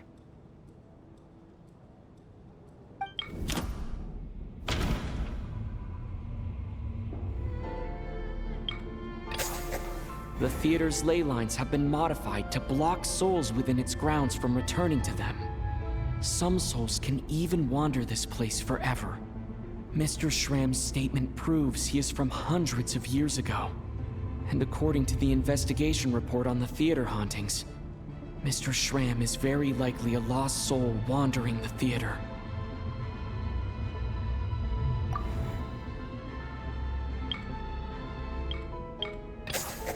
The contents of the investigation report have been verified. There are indeed ley line issues and wandering souls in the theater. Death likely symbolizes the deceased. Mr. Shram, for instance. Death is near. That must mean that there's a dead person in our midst. That's the truth, isn't it?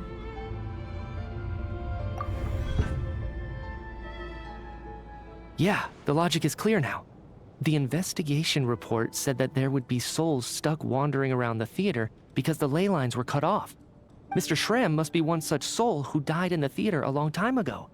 In which case, that also makes him our extra person. So when the note said death is near, it must have been referring to death as in the deceased, people who died a long time ago. Someone who died a long time ago. In short, there's a dead person among us. The extra person we've been searching for is a ghost from the past. You mean I'm a ghost? No. Don't make jokes like that, my man. There must be some mistake. But even if I was dead, I know for a fact I didn't kill anyone these past 2 nights. Yeah, if all that's true, the report also said the souls inside the theater can't affect reality, right? They're harmless. Then what if the problem isn't the souls at all, but the ley lines themselves? The ley lines have a powerful ability to attract and devour souls.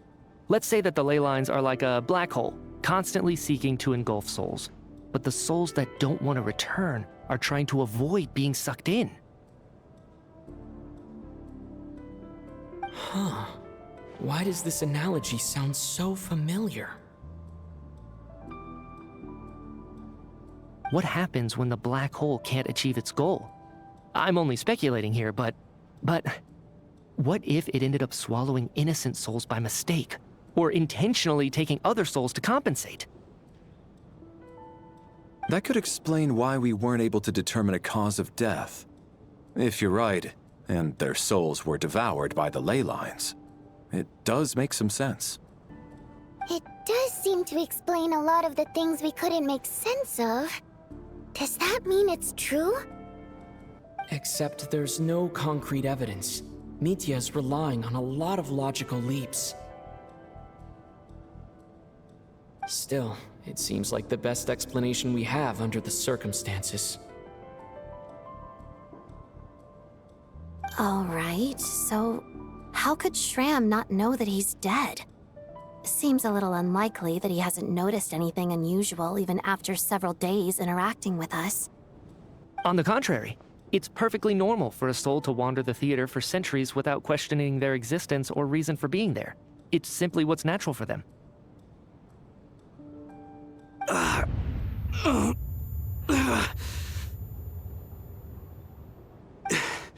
You know what, Mr. Brainiac? I think you might actually be right after all. I'm trying to remember and... even though my head feels like it's going to explode, I think... it's all coming back to me.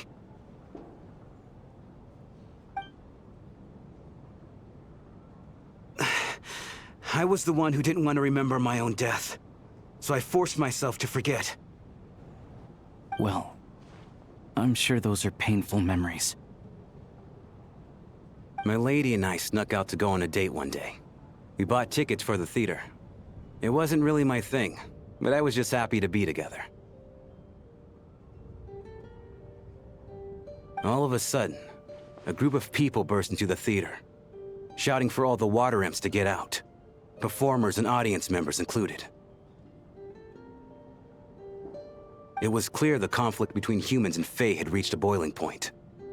This time, the extremists were even coming after the water imps who had nothing to do with the war.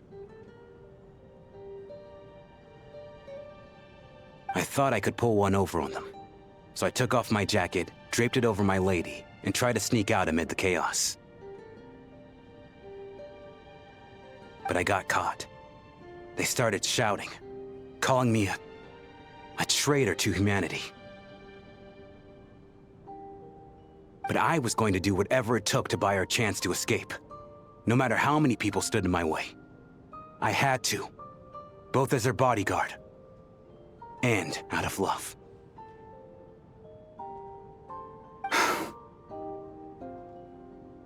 It's all right, friend. You can stop there if you want. You don't need to dig all that up again.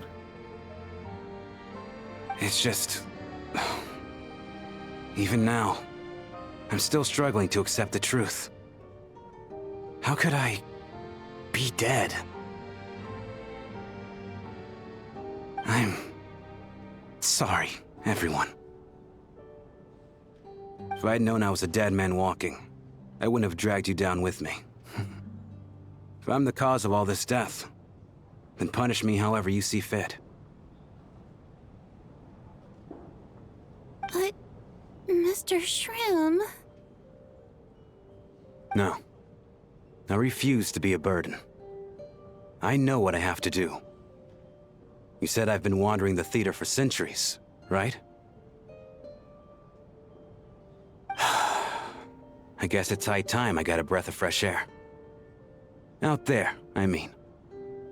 I'll leave this place and take all this death with me. Go out on my own terms. Mr. Schramm, I'm sure we can figure out a different course of action. My good sir, we both know I'm not supposed to be here. I should have accepted my death long ago. One way or another, this has to end. Unless you're saying this goes against another one of your military principles somehow. No, I'm speaking on a personal level this time. Let it go, man. Oh, wait. One last thing. Miss Wateramp. My lover. Her name was Litia. Litia Ozarova. Do you know what happened to her? Ozarova. Oh, Auntie Ozarova. That's what we all called her. I remember her as a very kind elder. She had a bunch of kids, too.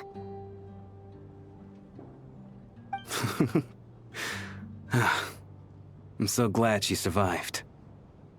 And she had lots of kids? Good. That's good. I could hardly expect her to stay single just because of what happened to me, right? As long as she went on to be happy, that's all that matters. Besides, I'm dead. My soul's been wandering around here for so long because I was worried about her. But now, I can go without regret. There's no need to see me off, my friends. I've enjoyed our time together over these past few days. Perhaps we'll meet again in the next life.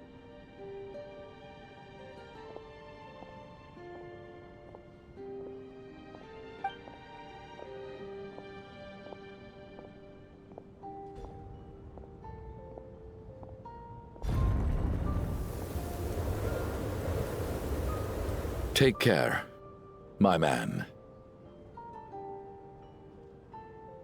I know Mr. Schramm was already dead, but I still feel so sad. Death is cruel, no matter how we might try to make sense of it. So, was the conflict between Fae and humans really that bad back then? I was only little, so I don't remember much. It's terrible to think that so many innocent people had their lives turned upside down. Even the historical records about that time period don't say much about it.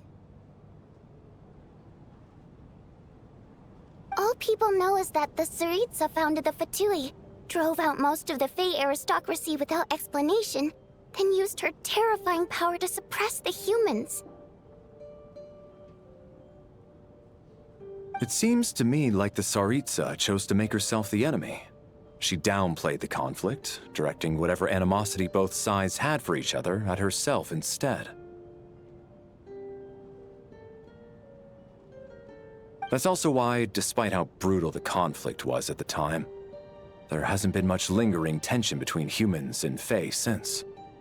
Things have been fairly harmonious for the past few centuries.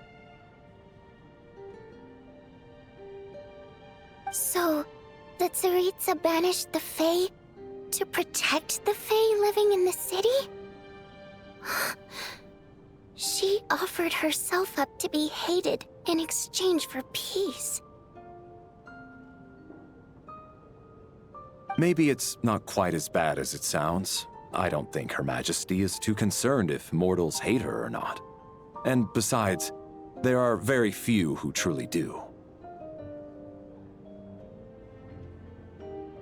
All this time, I had no idea. All right. If Mitia's theory is correct, then I think we can consider this matter settled. Let's all take a break.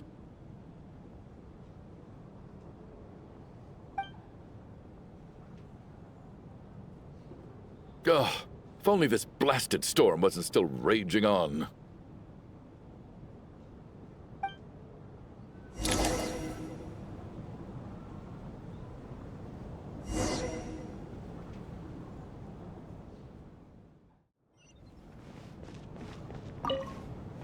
I was actually planning on hiring him as my bodyguard after we got out of here, you know. Oh, poor guy.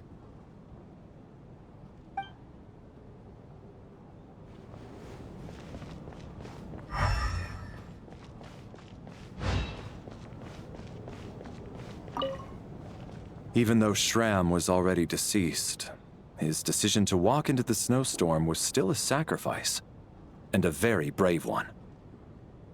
This is one of the few times I don't feel at all happy to have my theory proven true.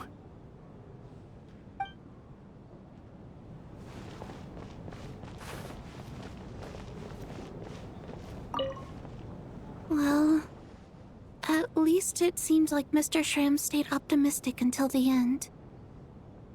The information he revealed, it's given me a lot to think about.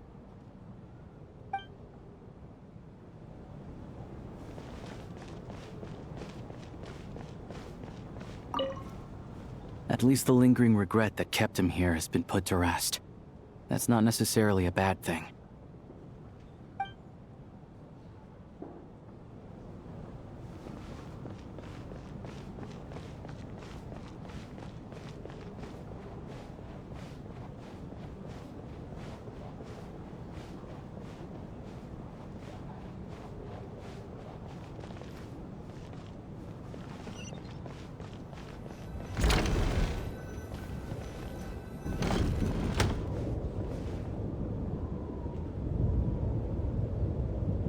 Looks like now we can just rest until the snowstorm stops. I still can't believe Shram turned out to be a ghost who'd been in the theater for hundreds of years. To think he was dead this whole time. What a strange turn of events. Knock knock. Huh? Knock knock. You know the door isn't closed, right? You don't have to knock. Think of it as a signal then. When I'm entering someone else's room and I knock, I'm here as Odette. If I don't knock, it's Lelik. Thanks. So, why did you come to find me? Is there something I can help with? Vodyanitsa said you knew about my secret identity from the start. But when everyone was discussing who Lelik could be, you were worried that revealing what you knew would be unfair to me, so you kept it to yourself, right? Yes, I'm extremely grateful for that. It's nothing. I mean, you didn't hold what happened with Signora against me, so I should thank you for that as well. Actually, there's something else as well. I found myself in a situation similar to the one you were in when you helped conceal my identity. So I thought I'd come and ask you for advice. It's about Mitya. Before all of this, the last time I saw him, he was dead. As I'm sure you know, my goal as Lelik was to stop Project Stuja. Well, when I found out the tech lead for the experiment behind Project Stuja was Mitya, I immediately started planning to track him down and threaten him to back out. I often saw him around the theater, but I soon concluded that making my move there would risk exposing my identity. So I decided to infiltrate the Armory Palace and go directly to his lab. That way, the threat would be much more effective. Well, I suppose there was a bit of luck involved, but I am a Fatus, so I already had some familiarity with the building's layout. But when I finally made it to his lab, Mitya seemed to be dead.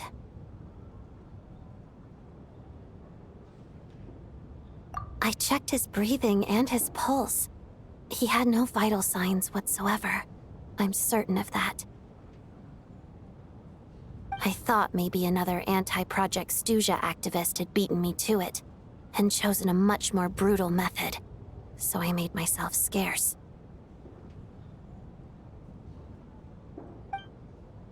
That's why you were so on guard around Mitya that first night here. Yes. When I saw him sitting in the audience during the performance, I could barely contain the shock. To me, it was a miracle. Somehow, he'd come back from the dead. But then, the murders started happening and things got so complicated that it wasn't really at the front of my mind. That is, until Mitya himself said there must be a dead person among us. Then I couldn't ignore it any longer.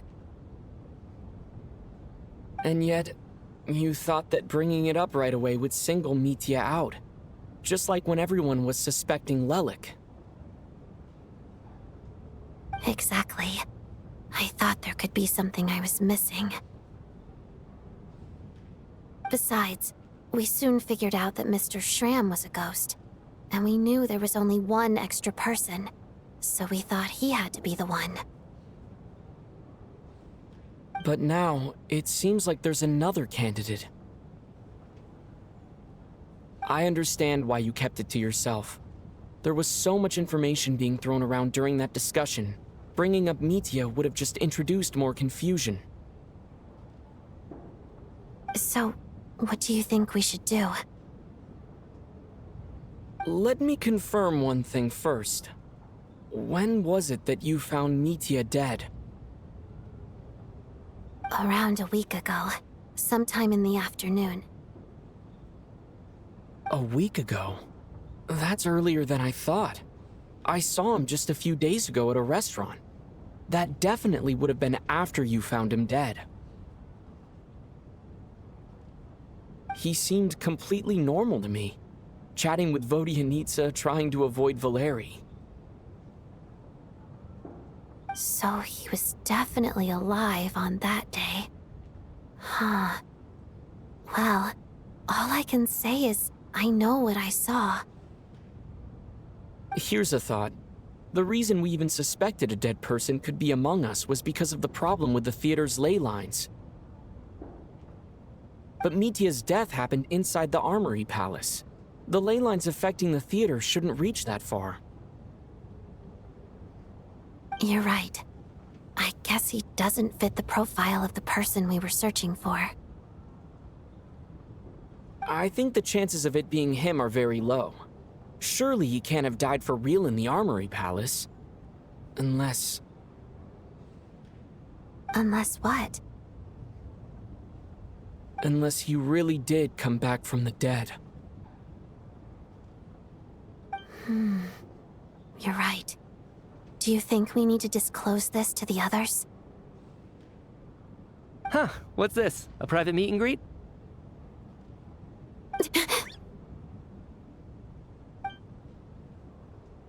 Where do I line up? That's not what's going on here. Well, I was just making the rounds. Thought I'd try to lighten the mood a bit. Vodyanitsa's handing out food if you're hungry.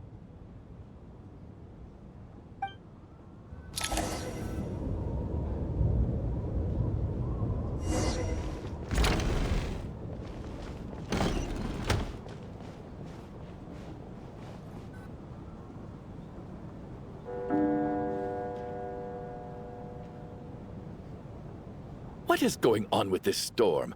Could it be connected to that monster that just arrived in Snezhnaya? I almost hope it is. Her Majesty the Tsaritsa left to vanquish that beast herself. We just need to wait for her triumphant return.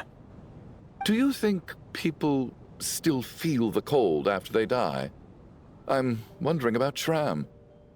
Oh, maybe we should have given him a coat before he went out there. Death itself is cold, isn't it? I'm sure the storm will embrace him. Well, I hope he has a safe journey. I'm going to miss him, I think. It's not like we can blame him for Rampana and Kulish's deaths. Thinking back on it, we barely made it out alive ourselves. Once we get out of here, how are we going to explain what happened to their families?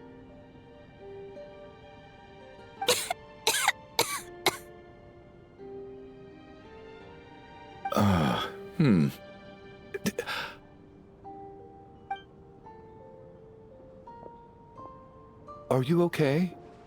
Here, take this. I've never used it.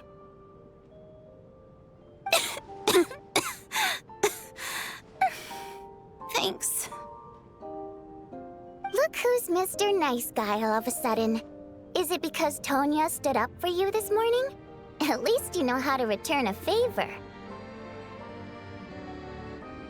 Yeah, without Tonya, who knows how badly he would have been hurt. I told you already, I never intended to resort to violence. Duh, bunch of rascals. Little girl? I was rather surprised when you spoke up for me this morning. I didn't think I had many admirers here, so, thank you. Oh, no need to thank me. I said some bad stuff about you, too. I've been, too embarrassed to admit it, but, you remind me a lot of my daughter. So kind to everyone, but never lets her old man off the hook. Unless my wife and I are having a fight, then she's always on my side. Especially when she was little. Every time I took her out...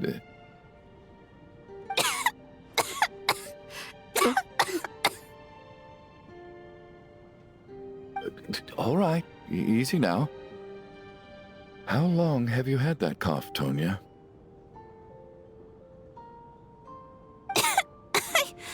I don't know. It's probably been a while. I'm fine. Are you taking anything for it? Yeah. I'll be fine once I see my brother. He's gonna pick some frost fairy flower leaves and brew a tonic for me. I'll feel much better once I drink that.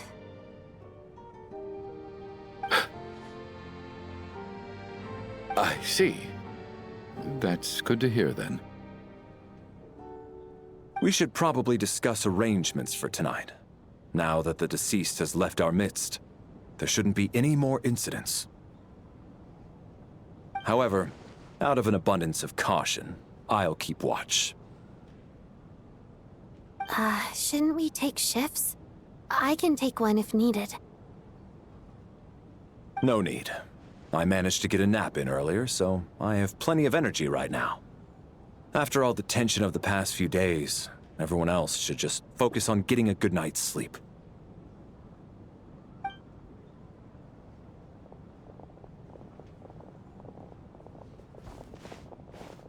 What a long day. This whole situation turned out to be way more complicated than I expected. But Valeri's right. I should just try to calm down and get some rest. The last thing I want is to give myself nightmares.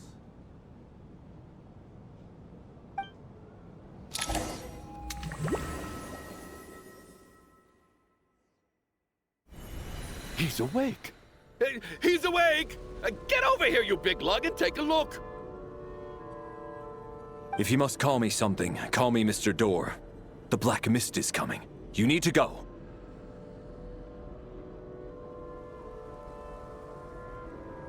Are you all right? Can you walk? We just got attacked by monsters on our way up. That Mr. Door fellow protected us. He just seemed to come out of nowhere. Not much of a talker, but when it comes to taking down monsters, that man doesn't hold back.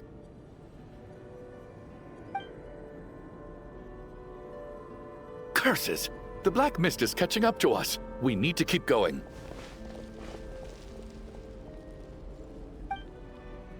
Mr. Door, I don't believe I've ever seen you around here before. Why is that? There's no need to try to get to know me. I'm just Mr. Door. I have to find the door that belongs to me. Oh, well, anyway, we're lucky to have you here. Thanks for saving us earlier. No need to thank me. This is where my duty lies. Mr. Door! Monster! Looking for trouble! Get rid of them! I can just push these ones off.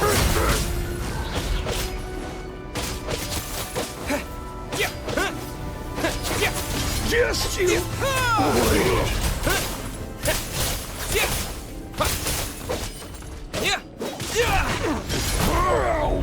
Blade!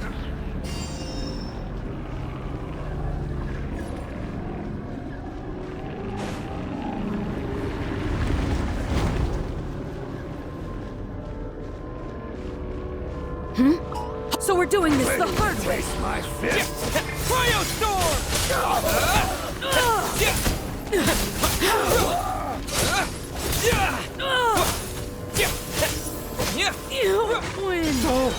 Remarkable work, Mr. Door. If I had your muscles, I'd do the same.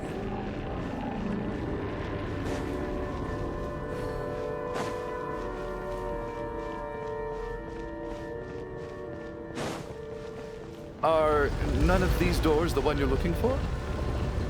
No.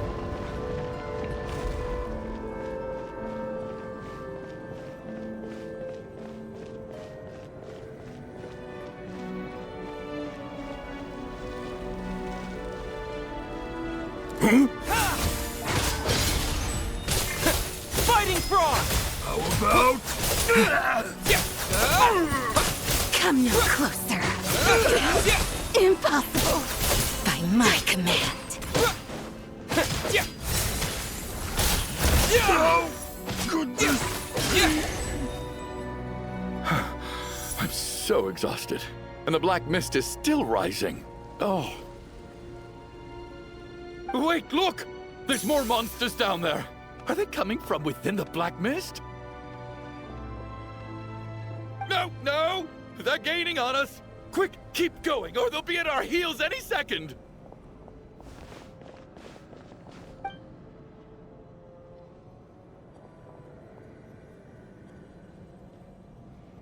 Mr. Door, what are you doing? We need to get out of here. They're coming!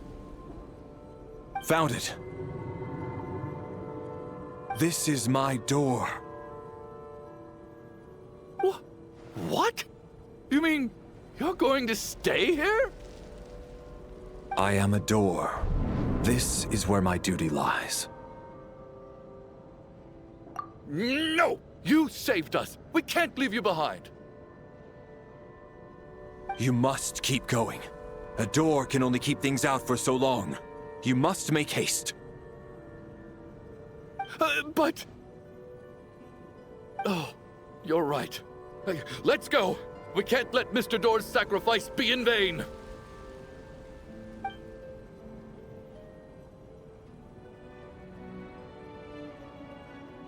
The black mist isn't moving anymore. Looks like both the monsters and Mr. Door are gone. I didn't just imagine all that, did I? Surely I wasn't so scared out of my mind that I hallucinated a door as a human being. Oh, okay, good.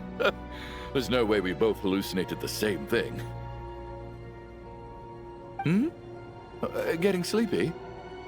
Well, looks like we're safe for now. Go ahead. Let's get some rest.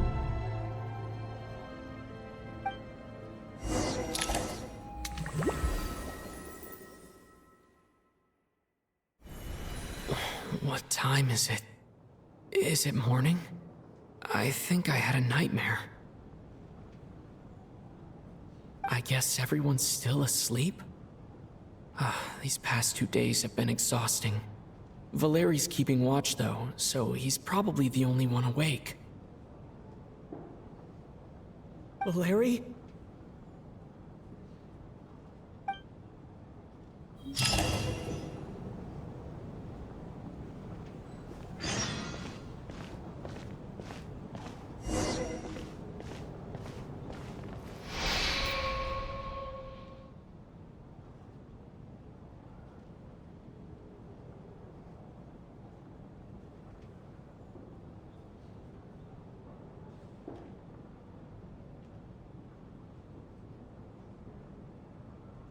wake up!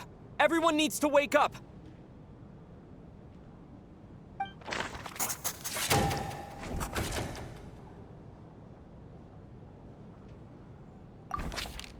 Just like the last 2 nights. No clear cause of death. I've been a real thorn in your side, haven't I, Mr. Valeri? Now you can rest in peace. But for me, life will be all the duller for not having to run away from you, my friend. How's Tonya? Is she okay? I just checked on her, and it doesn't seem like anything serious. She's just exhausted from the past couple of days, and she's still recovering from her illness. We should let her sleep a bit longer. That means Valeri was the only one who died last night. If Valeri was awake and keeping watch, it would have been impossible to kill him without waking everyone else up. That much is certain. This is so frustrating. Why has nothing changed since yesterday? I thought we already dealt with the dead person causing all this. Actually, one thing has changed. There's only 1 victim this time, not 2. Does that mean...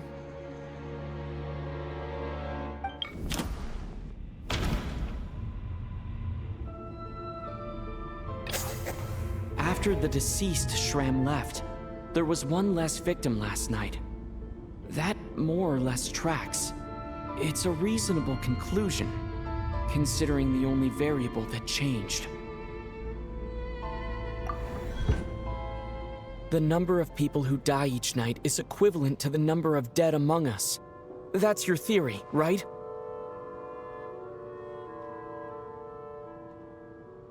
Exactly. We identified Mr. Shram, and the night after he left, the death toll dropped from 2 to 1.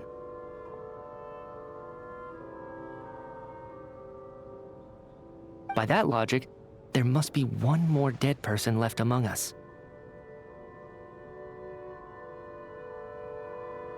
Another one? But there was only 1 person unaccounted for in the ticket checks, right? The head count should match up now. Having an extra person was definitely a cause for alarm, but being 1 person short isn't nearly as unusual. Someone could have left in the middle of the show, or made it out before the storm hit. 1 more dead person among us. If Mitya's theory is right, then what Odette told me seems a lot more relevant. It's just, at the time, we had no reason to think there was more than 1 dead person.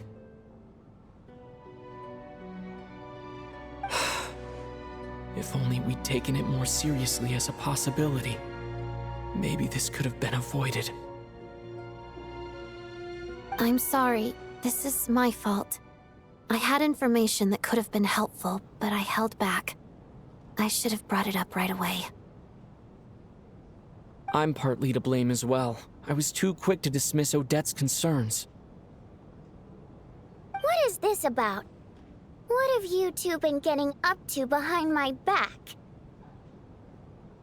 Sounds like there's some big news you've been keeping from the rest of us.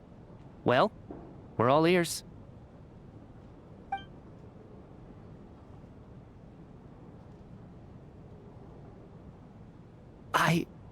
I'm the dead person?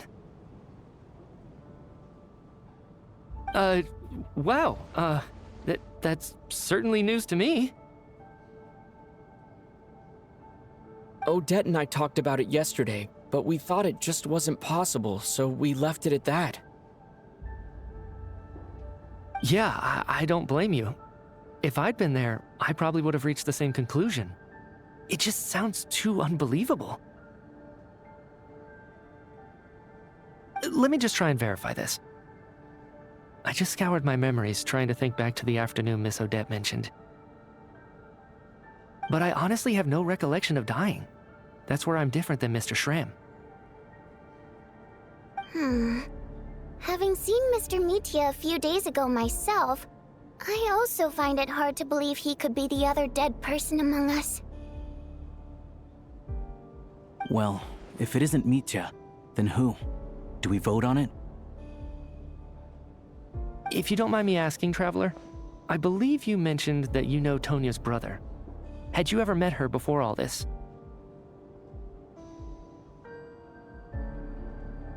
No, never. Wait, are you saying... Now, just 1 minute. I know where this is going. You can't just randomly point a finger at anyone you want. You're in the hot seat, and all of a sudden you want to divert our suspicions onto somebody else? Trying to pick a fight, Mr. Chuganov? Whenever you open your mouth, all you do is attack people, and I've had enough of it. If you don't want to engage in a civil discussion, you can shut up. You little brat! Did Mitya ask about Tonya because he suspects her? I suppose I only identified her by age, and nothing else. Could that mean... I'm just saying, you're going around casting suspicion on people for no reason. How could Tonya be dead? I can vouch for her, if nothing else. I've seen her before. She's the sister of that harbinger, isn't she?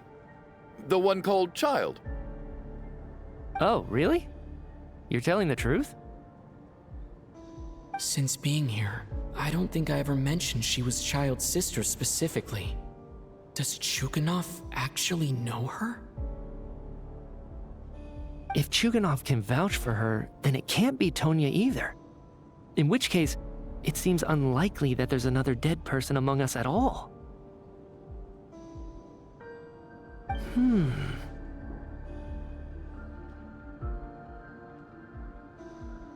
Miss Odette, could you go over that afternoon with me one more time, when you found me dead? No problem.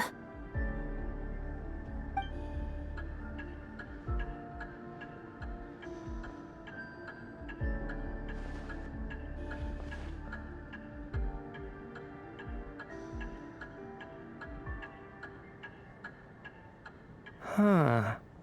No matter how hard I try, I just can't remember anything about dying. But I do remember something else.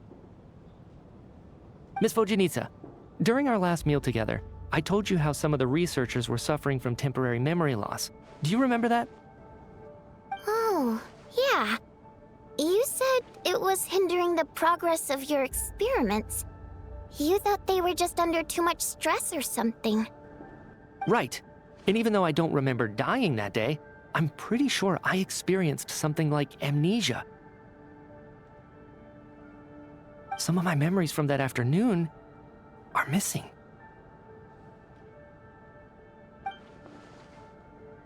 Are you suggesting you're missing the memory of your...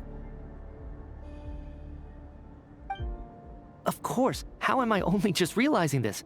Humans aren't necessarily aware of their own death. You mean being silently assassinated, or dying in your sleep? Situations like that? The researcher's amnesia. Suddenly it all makes sense. I must thank you, Odette. I think your perspective just helped me reach a breakthrough on a series of issues that have been troubling me for quite some time. All right. It's decided then. I'll be the one to leave today. Oh, leave? Hey, wait a minute. Aren't you rushing into this? What if you're wrong? You'll pay with your life. Come on, kid. Aren't you gonna fight for your life? This seems like a rash decision. I have other reasons beyond what's been discussed. In fact, thinking back, I remember during Miss Odette's performance, while I was sitting in the audience stalls, a brilliant new idea for my research popped into my mind. But then, my train of thought suddenly cut off. I can't remember it now at all, and I didn't take any notes. I guess that must be another instance of temporary amnesia. No. Hold on. I see where you're going with this. You're suggesting that each instance of temporary amnesia is a death, right? There's a glaringly obvious flaw in that idea, no? How can one person die so many times? I believe Miss Odette's account. During the period where my memory is blank, I must have been either dead or in a similar state. All it would take is for the same thing to happen in the theater, and I would come under the effect of the ley lines in this vicinity. This increases the likelihood of me being the deceased, does it not? But... There's no evidence to suggest that anyone other than me is a candidate for the deceased. So allow me, as a scientist, to treat this as an experiment. Please relax, everyone. I don't think things are as bad as they may seem. If I really am the deceased, then to leave the theater will be a relief for me. If, on the other hand, I'm still alive right now, well, apparently you've all witnessed my resurrection recently anyway. Who's to say I won't return from the dead again this time? Mitya's right. This is the only thing we can try right now. I think he's deliberately downplaying the gravity of the situation, though. He probably doesn't want to burden everyone. What is a scientist if not someone who gambles on experiment after experiment in an attempt to obtain the truth?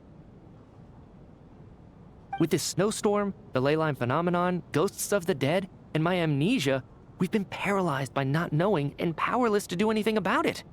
It's a terrible feeling. But if I do get resurrected, you can be sure that I'll come back with the truth of all this. Just you wait.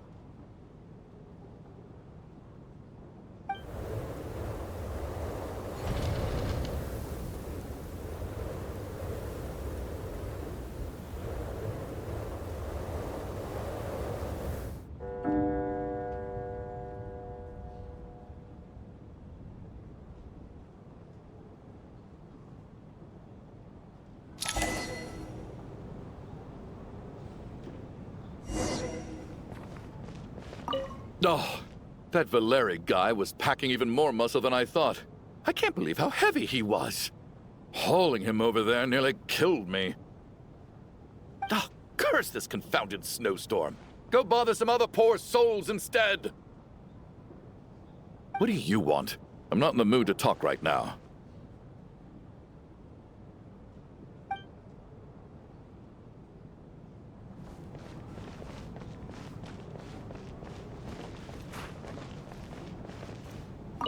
What's on your mind, Odette? You haven't said a word. I was thinking about Mitya. If he'd been unwilling to sacrifice himself by walking out into the snowstorm, that would have made more sense to me. After all, it seems like the dead don't perceive things any differently from the living. Mitya doesn't even remember dying. So, to hear the news that you're apparently dead, and simply choose to walk out that door without a second thought, I can't imagine all the things that must have been going through his head. But when Mitya left, his expression revealed absolutely nothing. Perhaps he is even better at disguising himself than I am.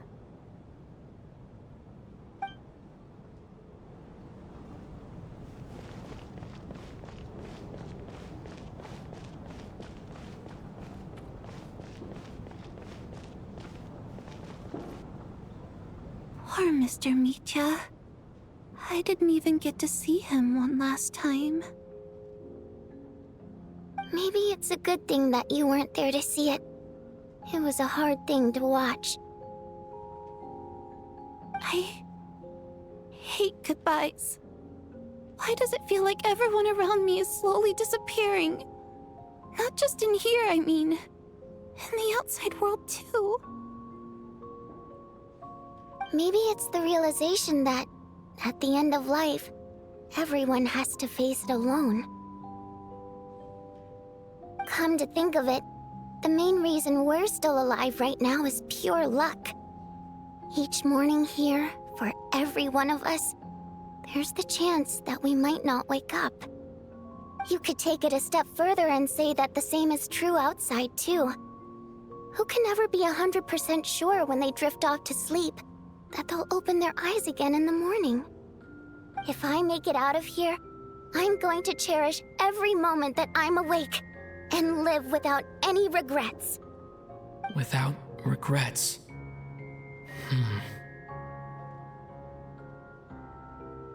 I feel like a strange sense of anxiety has been quietly growing inside me over the last 2 days.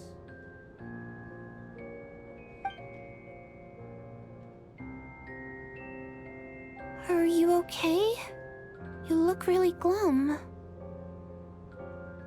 If something's bugging you, let's talk about it.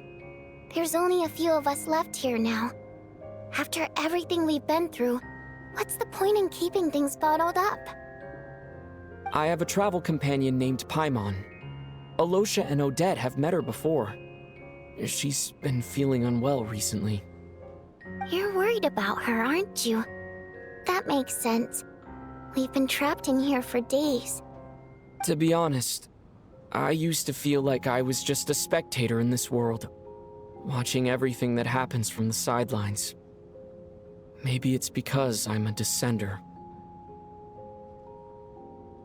A descender? But with Paimon by my side, over time, I slowly felt my connection to this world growing stronger. She loves eating, sleeping, and having fun, but she's also a great guide. It's her authenticity that makes this whole world feel more real for me. Over the last few days that we've been apart, I've often caught myself wondering, what would Paimon say if she were here right now?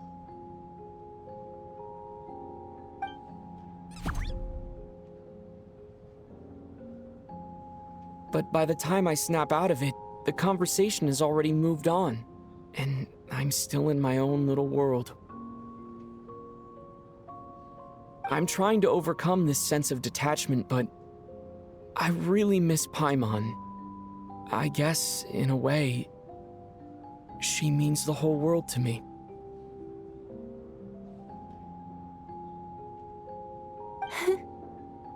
I bet she misses you when you're not there as well. Maybe you're her entire world too. I don't know if this will make you feel any better, but back when the water imps left Snezhnegrad in droves, I also felt like the whole world was suddenly empty. I could be surrounded by people all smiling and having fun, and still feel completely separate from it. So, I totally understand how you feel. Later on, I started to think, maybe accepting the fact that our loved ones won't always be with us is something that takes a lifetime. All we can do is cherish their companionship from moment to moment. So, once we get out of here, you better hurry back to our side as fast as you can. You can't let your story end in regret. That's the trope I hate the most. Thank you. That's exactly what I needed to hear. But Vodyanitsa, if you hate goodbyes too, why didn't you leave with your people? That's just the choice I made. I used to regret it, but I don't anymore. Like I said before, singing is a water imp's primary mode of expression. It's how we convey our emotions. Our songs have echoed through this theater for hundreds of years, each one a story pieced together through moments of joy and sorrow. But does a story exist without someone to read it? To me, the answer is no. So I made the choice to stay. That way, there would still be someone left to sing these songs and listen to their stories. Otherwise, they could have been lost forever. Could you teach me how to understand your people's songs sometime?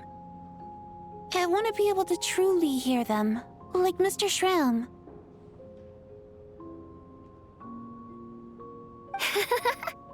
A fan after my own heart. Thank you, Tonya. How about I sing something for you, and you tell me what you hear?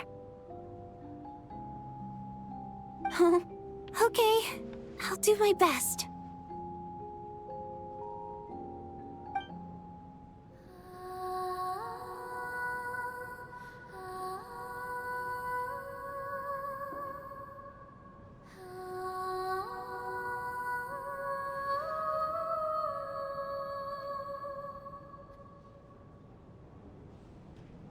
I've never heard that one before. I feel like I can hear a sense of longing somehow. I wonder why that is. Color me impressed, Tonya. You're a keen listener. Most people can only tell if a song is happy or sad. I didn't think you'd be able to pick up on such specific details.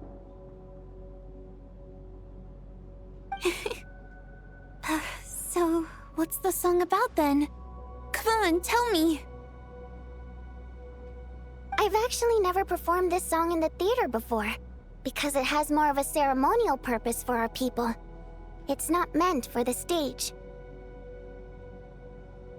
It means something like, "May those we have lost watch over us, and follow this song back home in the night, so that we might be reunited once more."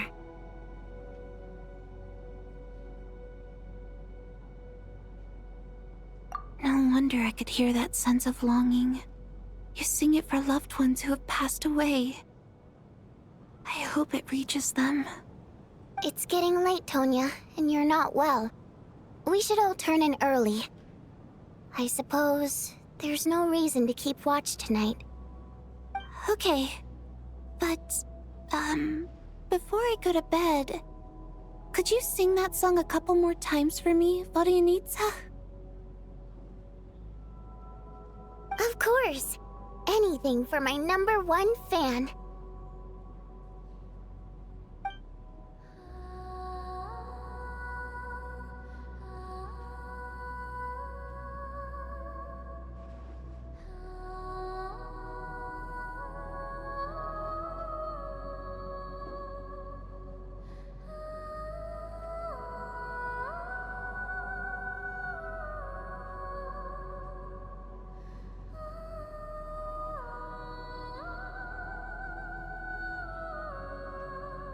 Once I get out of here, I definitely don't plan on ever coming back.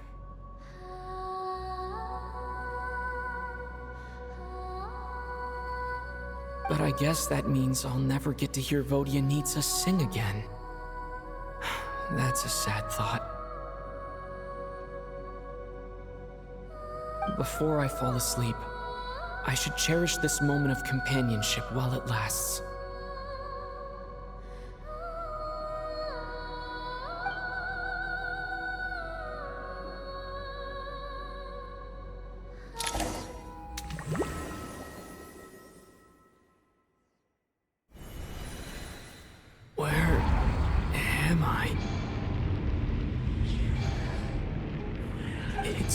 Dark in here, and I feel kind of dizzy.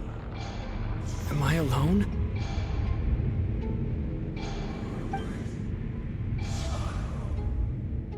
Huh? What was that noise?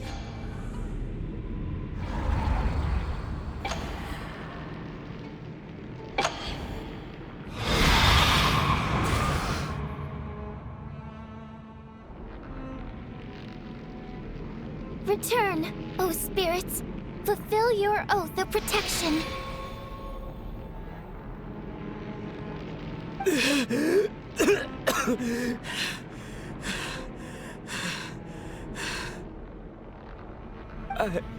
I'm alive?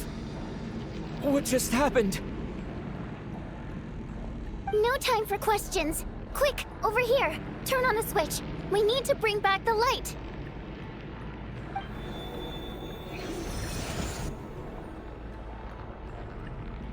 All right, we're safe.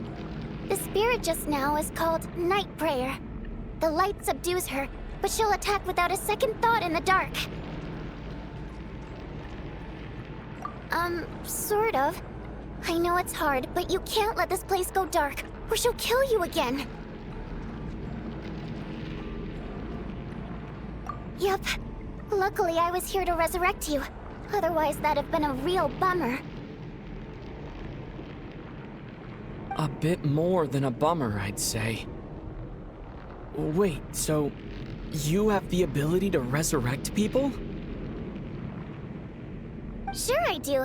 I'm your guardian spirit after all. I specialize in soul recall. Oh, it's nice to meet you, by the way.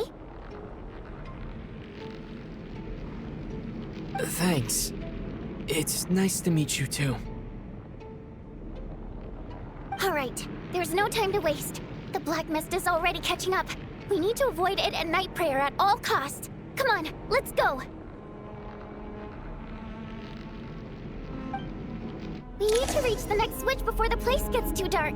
If we bring the light back, night prayer won't be able to get to us.